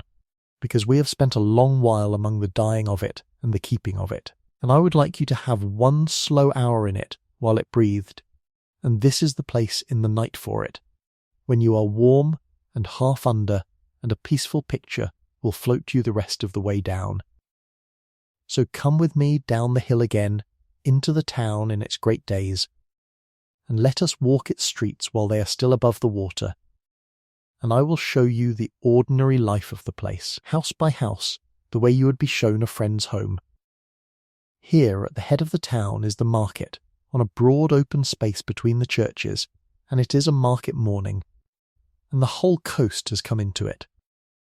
There are the fish, of course, always the fish, the herring above all, silver and cold and heaped in glittering hills on the boards, and the crabs and the lobsters kicking in their baskets, and the great cod split and salted, and the eels from the marshes inland. There is the wool, the fat grey sacks of it, and the woven cloth, and there is the wine from Gascony being rolled up in its tuns from the harbour, and the fine things that came in with the wine, the painted pottery and the eastern spices and the good steel, for this was a rich town and a worldly one, a town that traded with half of Christendom, and a woman of the town could buy at that market things that a woman of some poor inland village would never in her life set eyes on. There is the smell of it, the fish and the salt and the tar and the wine and the wood smoke and the animals, and the great noise of it, the crying of the wares and the bargaining in three tongues and the bells over all. And here, off the market, are the streets of the houses, narrow and close, the timber houses leaning their upper stories toward each other over the way, so that the neighbours across the street could very nearly shake hands from their windows, and in the houses the ordinary life of any town, the fires lit, the bread baked, the children minded, the old folk in the warm corner by the hearth, the young folk courting, the whole ordinary sweet business of people living close together in a place they belong to. And here, going down toward the sea, the streets of the fishing folk, poorer, plainer, the nets hung to dry, the boats drawn up, the smell of the sea very strong,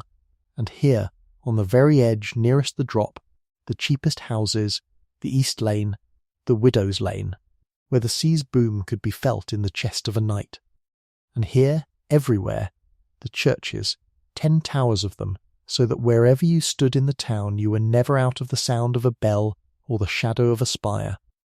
and the whole life of the town was woven through and through with the offices of the church, the christenings and the weddings and the burials and the masses and the feasts, so that a man of that town lived his whole life inside a great slow music of bells and seasons and prayers that we in our quieter and lonelier age can hardly imagine and perhaps a little envy. I want you to walk that town in your mind as you drift, its narrow streets and its close warm houses and its 10 ringing towers and its forest of masts, and I want you to know, as you walk it, the thing that gives it all its terrible tenderness, which is that every single stone of it, every street and house and church you are walking past, is now, tonight, under the sea, 60 feet down, in the green dark, silent, with the fish drifting through the marketplace and the weeds swaying in the naves and the bells sleeping in the sand, and that the people who lived here, who baked this bread and rang these bells and courted in these streets and loved this town, are gone,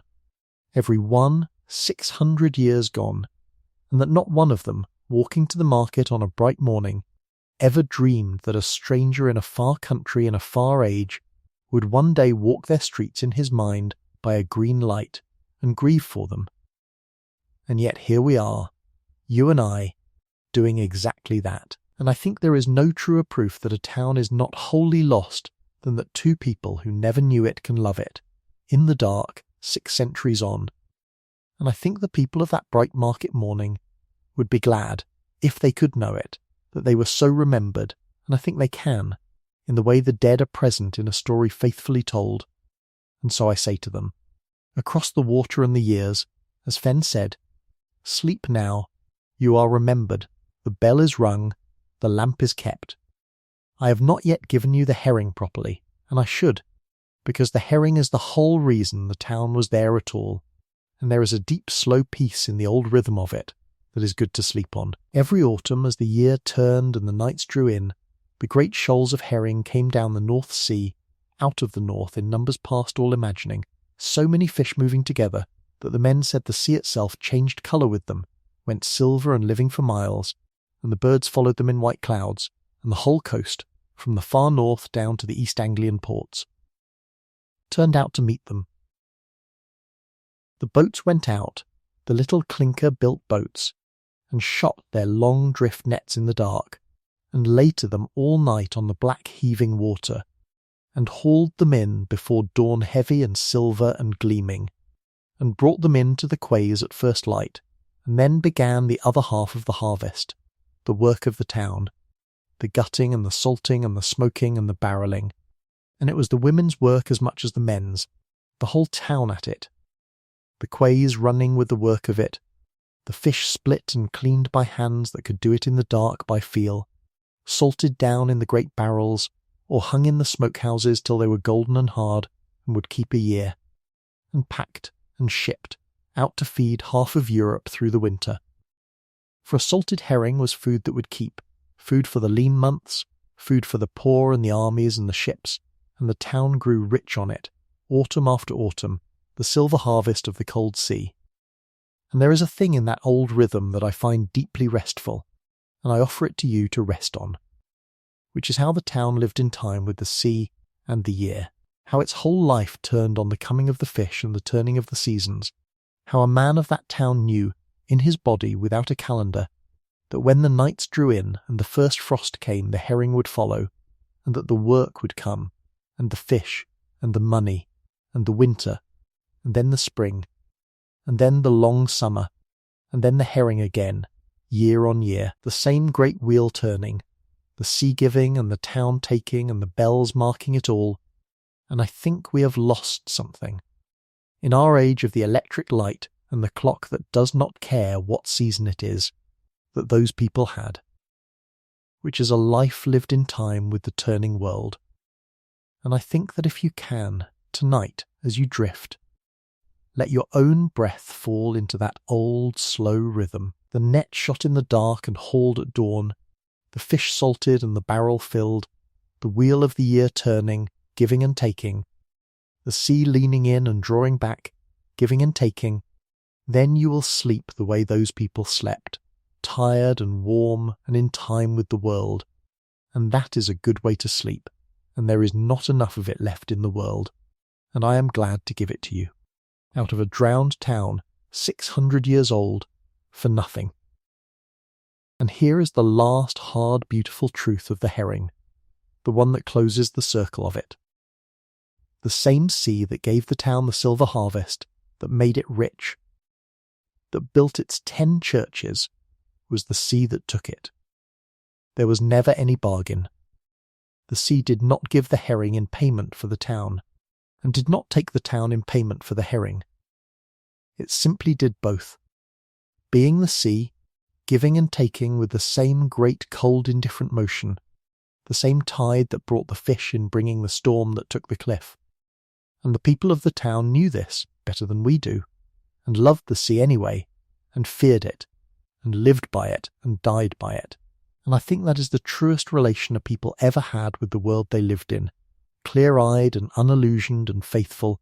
taking the gift and bearing the loss and not pretending the one paid for the other. And I think, if you can learn it, it is a good way to hold your own life, which also gives and takes with the same motion. and asks you to love it anyway, and to keep your one small lamp lit in the window against the dark for as long as it is given you to keep it. I have spoken to you of the town's wealth and its churches and its herring, but I have not yet given you its pride, and pride is the wrong word and the right one both, and it is worth a slow, quiet passage of its own, because it is the thing that makes the drowning bite the deepest. This was not a town that thought of itself as a small place clinging to a dangerous shore. This was a town that thought of itself, and rightly, as one of the great cities of the kingdom, a place that mattered, that stood in the front rank of the ports of England, that sent its own chosen men to sit in the king's great councils and speak for it, that kept its own courts and judged its own people by its own ancient liberties, that had, most proudly of all, its own great seal, the town's own seal, kept and used with enormous ceremony, and the seal showed a ship, a single-masted ship of the old kind riding on the waves, because the ship was the town and the town was the ship, and every charter the town sealed, every grant and every judgment went out into the world with that little ship pressed into the red wax at the foot of it, a ship riding the waves, sealed by a town that the waves would one day take. There is no crueler irony in the whole story, and Fenn felt it keenly, that a town whose whole pride and whole self was bound up in the image of a ship riding safely on the sea should be, in the end, the one thing a ship must never be, wrecked, sunk, taken down by the very water it rode on, and I do not think the people who cut that seal, who chose that proud little ship for the mark of their great city, ever once let themselves imagine that the sea their ship rode so bravely across the red wax would rise up one storm at a time across 600 years and pull the whole city, seal and courts and councils and churches and all, down under the green water, so that the mark of the town outlived the town, the little sealed ship riding on forever in the wax of old documents in far archives, while the real town it stamped lay drowned. And the courts. I should give you the courts, because they are a part of the ordinary life of the place, and there is a strange peace in them too. The town judged its own, in its own hall, by its own old law, and the records of those judgments are among the things that survive, the court rolls,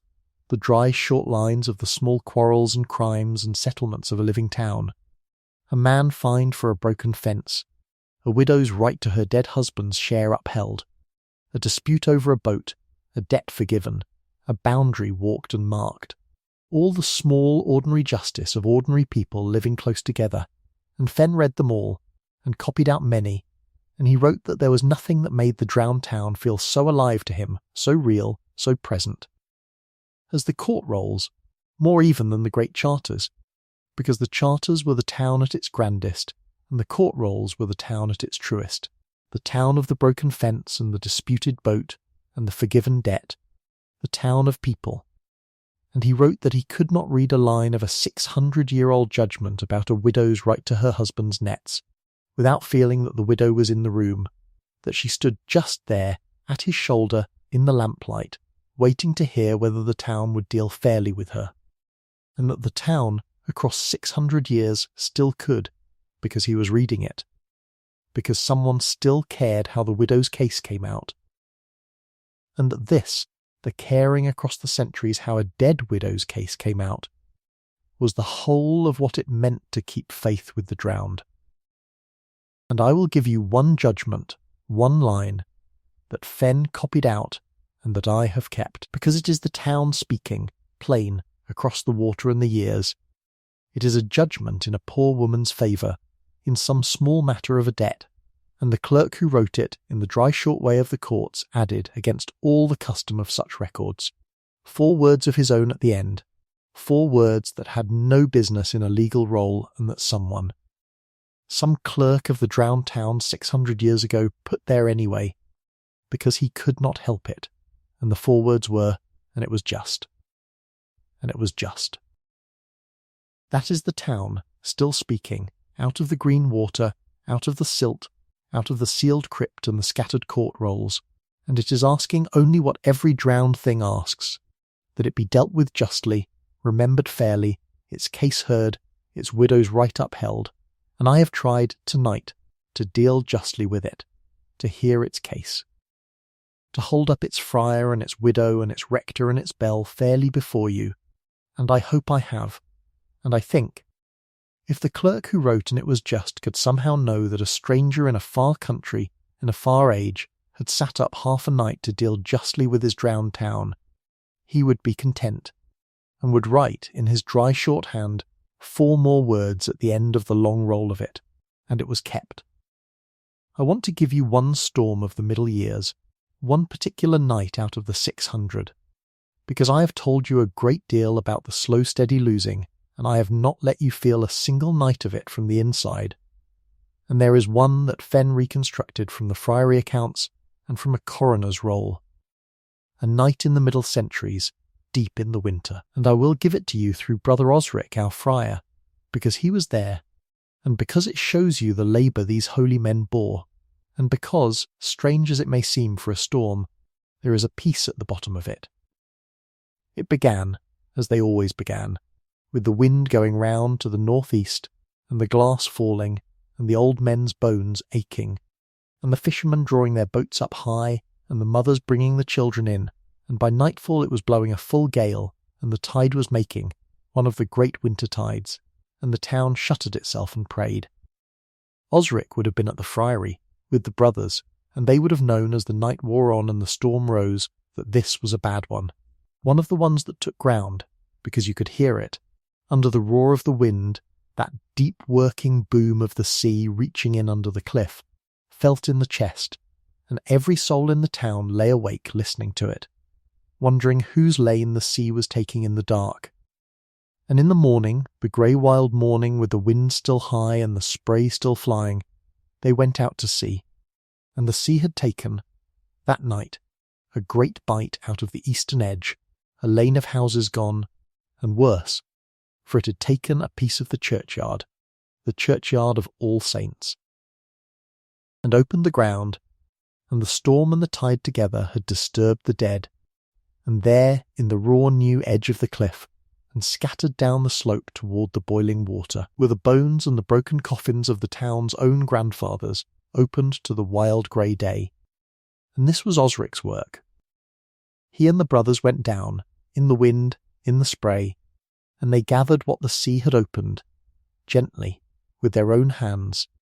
the bones of the long dead, and they carried them up, out of reach of the next tide, and they made ready to bury them again, further in ground that everyone knew, and did not say, would in its turn also go. And Fenn found, in the account of that morning, one line that he copied out, and that I will give you, because it is the whole heart of the man and of the town. Osric wrote, of that grey morning's terrible work, only this: we gathered our fathers from the shore, and gave them again to the earth, and rang the bell. And I do not think they minded the sea, being past all minding. But we minded for them. That is the work, to mind for those past minding. To mind for those past minding. That is what a keeper is in the end, and it is what Osric was, and Fenn, and the diver, and Edmund Cray, and the widow with her lamp, and the ferryman with his ear cupped to the sea, and it is, if you take it up tonight. In the telling of this to someone you love, what you will be. To mind for those past minding. And here is the peace at the bottom of the storm, the thing I promised you. When the work was done, when the fathers were gathered and given again to the earth and the bell rung, the storm blew itself out, as they always do, and the wind went round to the west, and the sea drew back, and there came, after the wild grey days, one of those still, clear, washed evenings that only come after a great storm. The sea gone flat and pale and gentle as if it had never in its life done any harm, the sky clear and high and full of a soft gold light, and the town, battered, grieving, a lane the poorer and a churchyard the smaller, came out into that gentle evening, and stood on its shrunken cliff, and looked at the quiet sea, and the sea looked back, innocent, mild, giving no sign at all of what it had done or what it meant yet to do, and the people, who knew it for exactly what it was and loved it anyway, lit their fires, and put their children to bed, and rang the bell for the evening office, and went on, because that is what people do, They go on. They mind for those past minding, and then they light the fire and go on. And there is no braver or more ordinary thing in the world. And I hope you are nearly asleep now. And I hope you will go on too tomorrow. Whatever the sea of your own life has taken in the night, light the fire, mind for those past minding, and go on. Let me tell you what became of Josiah Mere, the stout, cheerful young curate with the round spectacles and the fisherman's boldness, because a story should not leave its young man hanging, and because his end is a gentle one and belongs here near the close. He outlived his old rector by many years, as the young do, and he stayed on that coast, and he became in his own turn a grave and gentle keeper of the drowned town, though he had come to it as a bold young man full of the sea and the wish to go down and look. He never went down again after Fenn died. He said, when people asked him, that once was enough, that a man should visit the dead once, with reverence, and then let them be, and I think the truth is that the diving had marked him more deeply than his cheerfulness let on, that standing in the drowned nave among the pillars and nodding to the dark windows had put something into him that stayed, and that afterward he did not need to go down again, because a part of him had never entirely come up. He kept the map. Fenn had left it in the chest, but Josiah made his own fair copy, and he added to it, all his life, walking the beach as Fenn had walked it, reading the drowned town off the sand at the low tides after the storms, correcting a line here, fixing a new point there, because the sea, of course, did not stop, went on tearing at the drowned ruins as it had torn at the standing town, so that the map was never finished, could never be finished, was a record of a thing still going, still being lost, and Josiah kept it faithfully to the end of his life, the last man who could still walk out on the sand and name what he saw there. The last man who carried the whole drowned town in his eyes as Fenn had carried it. And he took up the listening too in his old age, which is the thing I find most touching in him. The bold young man who had wanted to go down and see the town with living eyes became, at the last, an old man who would take a boat out on the calm evenings and ship his oars and sit still and listen for the bells, the way the old ferryman had, the way the people of that coast had for 600 years. And when a younger man once asked him, half laughing, whether he really heard them, Josiah Mere, who had actually stood in the drowned church on the floor of the sea, who of all men living had the least need of fancy, looked at him a long moment and said, I have been down there, and I will tell thee what I know. It is very quiet down there, and a thing that quiet is listening, and if it is listening, then it can be spoken to, and if it can be spoken to, then a bell rung on the shore is heard, and a lamp lit on the headland is seen, and a name cut in bronze is read, by whatever it is that waits and listens in the quiet under the sea. Thou may call that the dead, or thou may call it only the deep habit of a coast that has loved its drowned for 600 years. I do not much care which thou callest it. I care only that it be done. Ring the bell, keep the lamp, cut the name, and then the sea has not won, whatever it takes. And then Josiah Mere, in his turn, died, an old man, on that coast, and they buried him near Fenn,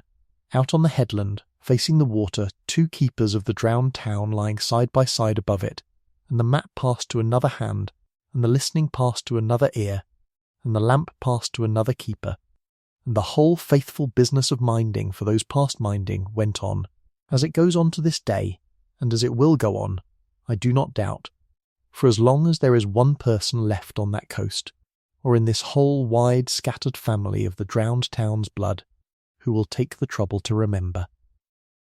You may lie there and wonder, as I have often wondered, whether the drowned town is the only one, whether this is some single strange horror, or a common thing.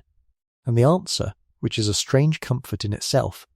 is that these islands are ringed and threaded with drowned and buried and sealed places more than any one lifetime could visit, and that the drowned town off Suffolk, terrible and great as it is only the largest and saddest of a whole family of them, and I mention this not to frighten you, but to fold you into something, to let you feel that you are lying tonight, not on solid unquestioned ground, but on an old, layered, much-loved, much-lost land, a land that has been giving pieces of itself to the sea and to the dark since before there were books. And that this is not only loss, it is also a kind of depth, a kind of richness,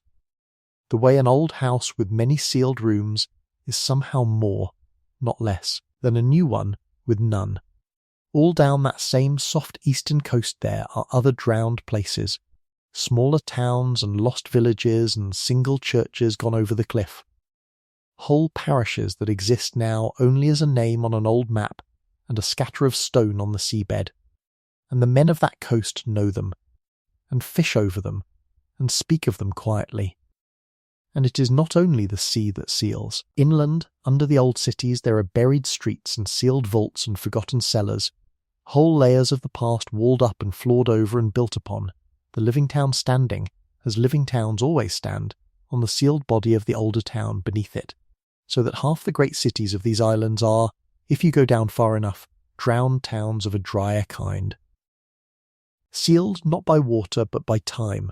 and by the simple upward building of the living. There are sealed vaults under bridges that pretend to be solid, and closes walled up beneath grand civic buildings, and plague pits floored over and forgotten under the busy streets, and mines and tunnels and cellars and crypts, a whole underworld of sealed and kept and half-remembered places. And I mean, if you will keep me company on other nights, to take you down into a good many of them, slowly, one at a time, the way we have gone down into this one, because I have come to believe that these sealed places are not the dark underside of the land, but something more like its memory, its held breath, the rooms where it keeps what it cannot bear to lose and cannot go on carrying in the light, and that to visit them gently, with a lamp and a low voice and no wish to disturb, is a kind of tenderness the land is owed, and a deep strange comfort to the one who does the visiting. But that is for other nights. Tonight we have one drowned town, the greatest of them, and we are near the end of our slow visit to it. And I would like to bring you, before we put out the lamp, up out of the deep past and the green water, and set you down, quietly, on the headland as it is now, this very year, so that you will know exactly where the town lies while you sleep, and be able to go there, in your mind, on any night you need a quiet place to go. Come, then, to the headland as it is now, on an ordinary grey afternoon of the present year. You would come to it up a quiet lane, through a little village of a few hundred souls, which is all that is left above the water of one of the greatest cities of medieval England, a village so small and so plain that a traveller passing through would never for one instant guess what lies out beyond its low cliff, and that is the first strange thing. The ordinariness of it, the way the greatest drowning in the history of these islands has left behind it. On the surface, nothing at all but a small, pleasant coastal village where people mind their gardens and walk their dogs and put out the washing, living their ordinary lives on the very rim of a vanished world, mostly by necessity, not thinking about it. Because a person cannot go about the day's small business while thinking, every moment, that they are standing on the roof of a city of the dead. You would walk out through the village to the edge, to the low crumbling cliff, and you would stand where All Saints stood, on the bare green turf, and look out, and you would see at first only the sea. Only the flat grey North Sea, stretching out to the horizon, mild or wild depending on the day, gulls turning over it, a fishing boat perhaps far out, and nothing else. No tower, no roof, no mast, no sign at all that anything was ever there. Because the sea keeps its secret perfectly, gives back nothing to the eye,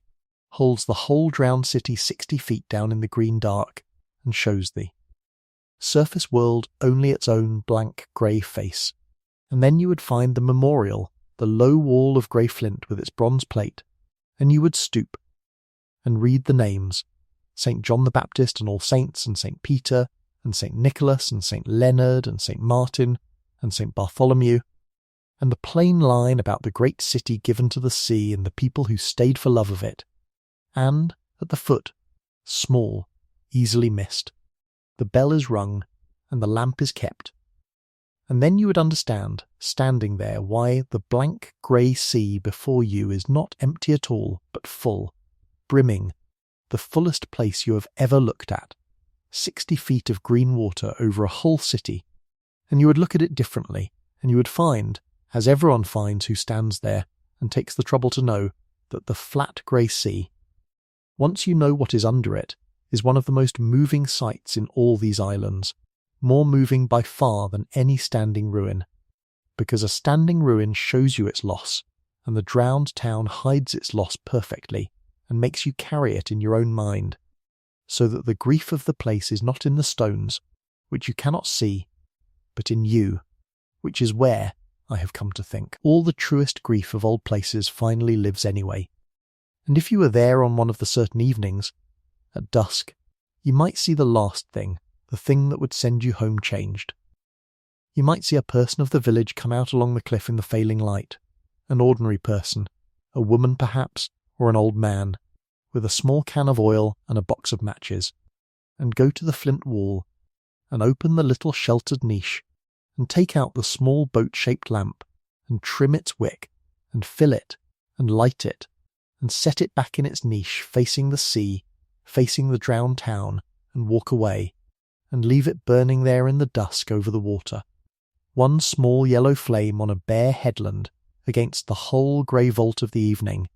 and the whole black weight of the sea, and you would know, watching it, that you were seeing the widow's lamp, still lit 600 years on, and you would perhaps not be able to say anything at all for a while, and that is all right, because there are things it is right to be silent in front of, and a small lamp lit for a drowned city by a stranger who will never be thanked is one of them. I told you, at the very start of the night, that my own great-grandfather was a herring man out of Lowestoft, up that same low coast, before his boys took ship for Canada, and that he used to say, a man born within sound of the North Sea never quite believes in solid ground again. And I have been thinking about that all through the telling, and I would like to give you the rest of it now, quietly, near the end, because it is why this story is the one I most wanted to hand you. My grandmother, his granddaughter, was born in Canada, in a small house in Nova Scotia, a whole ocean away from the drowned town, and she never in her life saw the coast her people came from, and yet she carried it, without ever quite knowing that she did. She had a way of speaking the old flat East Anglian turns that had crossed the sea in the mouths of her grandfathers and come down to her worn soft. And she had a fear of the sea and a love of it both. And she had, above all, a habit that I did not understand as a child and understand now completely, which was that she could not bear to let a light go out at night. She kept a small lamp burning, always on the landing, all night, every night, and if you asked her why, she would say only that she did not like the dark on the stairs. But I know now, having found the story of the drowned town, having found the widow of the East Lane and her lamp in the seaward window, that my grandmother was keeping a lamp that had been handed down to her, mother to daughter and grandmother to granddaughter, all the way from a drowning coast 600 years and an ocean away, a lamp lit against the sea that took the town, still burning on a landing in Nova Scotia, in a woman who had never heard the name of the place it came from, and that when she told me the stories she told, by the fire, in the winter, gently, and with all the doors left open, she was doing the thing her people had always done, keeping faith with a drowned home by handing it on, and that I am doing it now, to you, and that you, if you tell this once to someone you love, will do it in your turn, and that this is how a town that has been 600 years under the sea comes to be, tonight, more alive than the sea will ever be, passed hand to hand down the long dark corridor of the years, one lamp, one story, one keeper at a time. So that is why I chose this story for you, and that is what I meant at the start, when I said that if your people came from these islands, from any of the old close-packed coast towns the water has been nibbling at since before there were books, then this story is partly yours as well. It is all of ours. Every family in the world has a drowned town somewhere behind it, a place its people came from and lost, a home under the water of the years that it cannot go back to and cannot quite let go of, and the great slow patient sea that took Dunwich is the same sea, in the end, that takes all our homes and all our years and all of us, giving and taking with the one motion. And there is no fighting it, and this story has never once pretended there was. But there is the other thing, the thing the whole night has been about, the thing you may take to sleep on and keep for nothing. You can keep a lamp. You cannot stop the sea, but you can light a lamp in the window against it, and you can ring a bell for what it takes, and you can cut a name in bronze where the living will find it, and you can tell the story by the fire with the doors left open, and if you do these things, faithfully, humbly, expecting no thanks, then the sea, for all its patience and all its strength and all its certain final victory over every stone and every soul, has still, somehow, not won, because the town is remembered. And a thing remembered on purpose by someone who loves it is a thing the sea cannot reach, and that, in the end, is the whole of what a drowned rector and a bold curate and a wartime clerk and a widow with a lamp and a friar with a bell and my own grandmother on a landing in Nova Scotia spent their lives quietly proving. And it is true, and it is yours now, and you may sleep on it. Let me settle you the rest of the way down now, slowly, with the pictures we have gathered, the way you would let a fire burn down to its embers before you go up to bed. Let the great town rise once more in the gold evening, the herring back of red roofs and the 10 ringing towers, and the forest of masts in the harbour, and the smoke standing up straight into the still summer air, and hold it a moment, alive, and then let it soften, and let it go, gently, the way it was taken, slowly, an acre and a winter at a time. Let the friar sit at his window in the cold with his candle and his quill, copying the record of a town he knew the sea would have, and writing in a worn line in an old book, "Ring this bell when the church goes down," and then keep it. Let the widow trim her small lamp in the seaward window and set it burning against the whole black weight of the sea, and mend her net by its light with her worn hands, and stay for love in a place that was leaving. Let the storms come and go, each taking its acre, and let the friars gather the fathers from the shore in the grey mornings, and give them again to the earth and ring the bell. Minding for those past minding, let the last great tower of All Saints stand on the very lip of the cliff, emptier and nearer every year, until the 9th of November, 1882, when it leaned out over the water in the dark and the gale and went down at last, and an old rector wept for it alone with his lantern. Let the diver go down the shot rope into the green silence, and stand in the drowned nave among the leaning pillars in the trembling light, and find the toppled font, and reach his hand into it, and be glad of the helmet. Let him go down the worn stair into the crypt that held, and let the lamp find the small green bronze bell laid on its side in the silt, waiting 600 years, and let the old rector kneel in the boat and clean the letters with his trembling scholar's fingers, and read them aloud over the water. I am the voice of the town, ring me for its going. Let him ring it, at last, on the still grey shore, one slow toll and a silence and another, for the whole drowned city and all its dead, and say, there, it is done, thou art rung for, sleep now.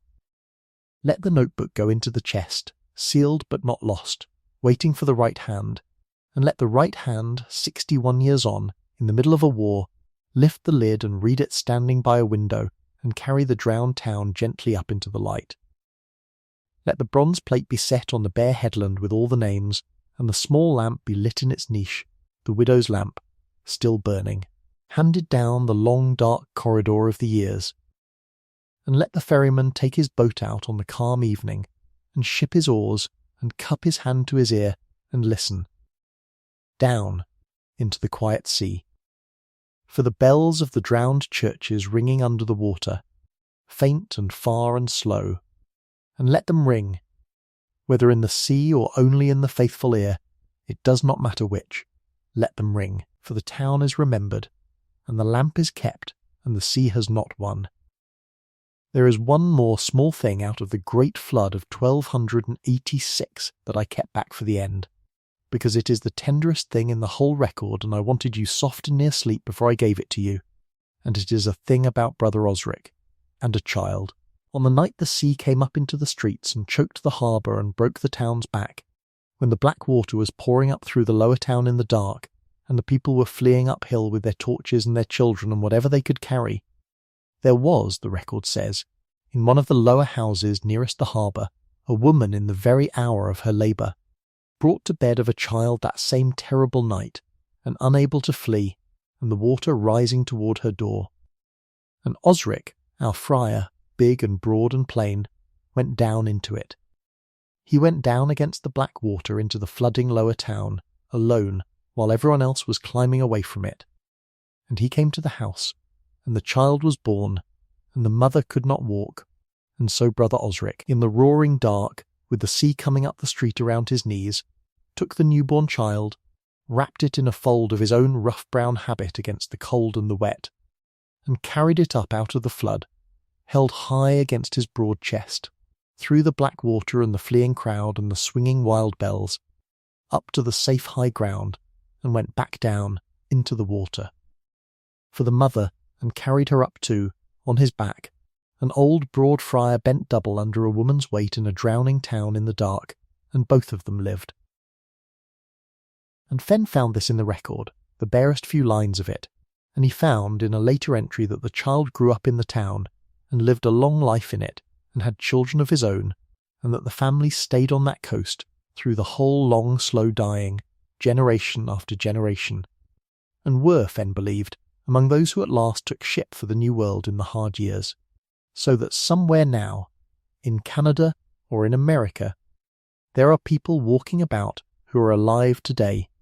because a friar went down into a flooding town in the dark 600 years ago and carried a newborn child up out of the black water on the night the sea broke the town.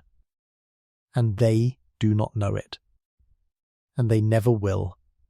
And it does not matter that they do not know it, because it is true whether they know it or not, and the not knowing is somehow part of the tenderness of it, that the greatest kindnesses run on, unknown, down the generations, keeping people alive who will never hear the name of the one who saved them, the way the friar's bell rang on unheard for 600 years and was at last rung, the way the widow's lamp burned on unremarked and is at last understood, the way this whole drowned town lived on unknown in the blood of a scattered people, and is, tonight, in you remembered. That is the town. That is what the sea drowned, and could not drown. A friar who went down into the water for a child, a widow who kept a lamp for the dead, a people who stayed for love and mind for those past minding. It is all under the sea now, the stones of it, 60 feet down in the green dark, silent, the fish drifting through the marketplace, and the weeds swaying in the naves and the bells sleeping in the sand. And it is all here, too, tonight, dry and warm and lit, in a story handed to you by the fire, with the doors left open. And you may keep it, for nothing, and hand it on, and so the friar's arms are still holding the child up out of the water, and the widow's lamp is still burning in the window, and the town which the sea drowns so utterly that not one stone stands above the tide, sails on, in the only ark the sea can never reach. The lamp is burning low now, and you are nearly gone, and so I will ask you the one small thing I always ask,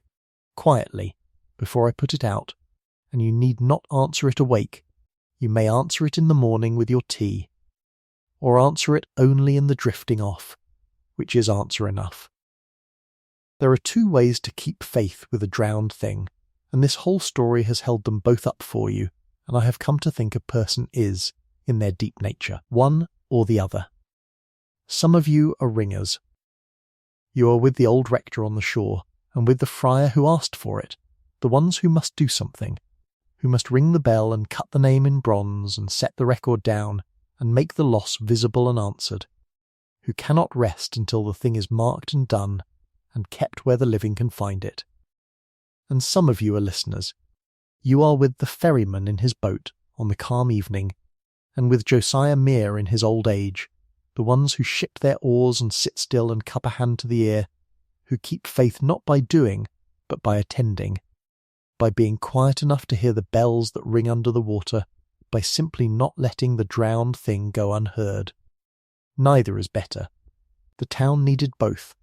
needed the ringer to answer the wall and the listener to keep the answer alive, and I only ask tonight which one you are, the ringer or the listener,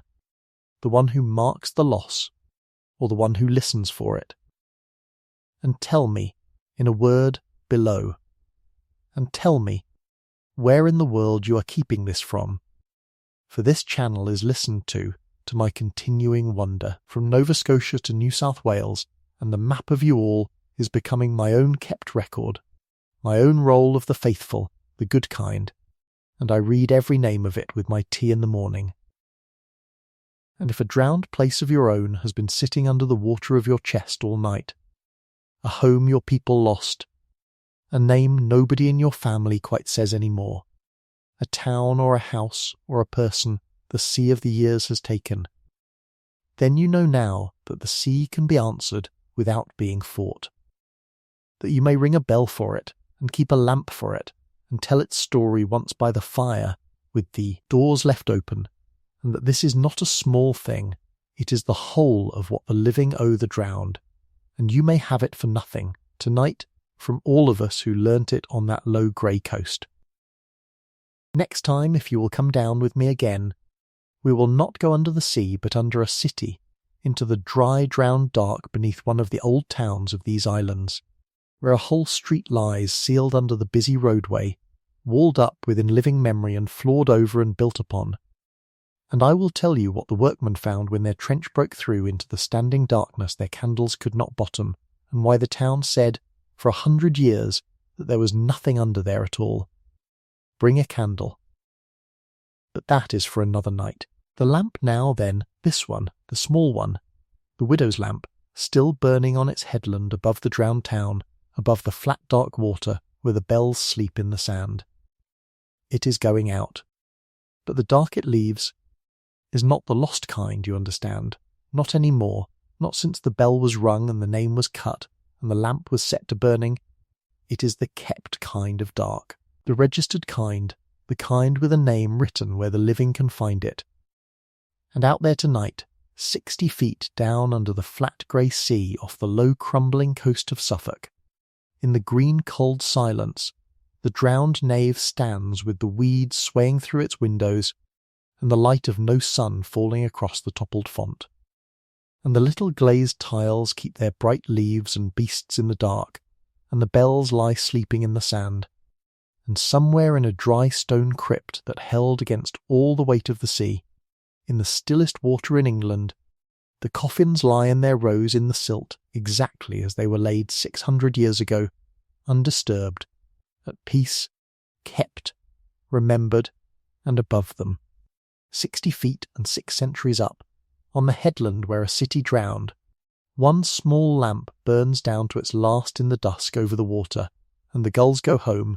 and the first star comes out over the flat pewter sea, and the coast that has grieved its drowned town for 600 years, and rung its bell,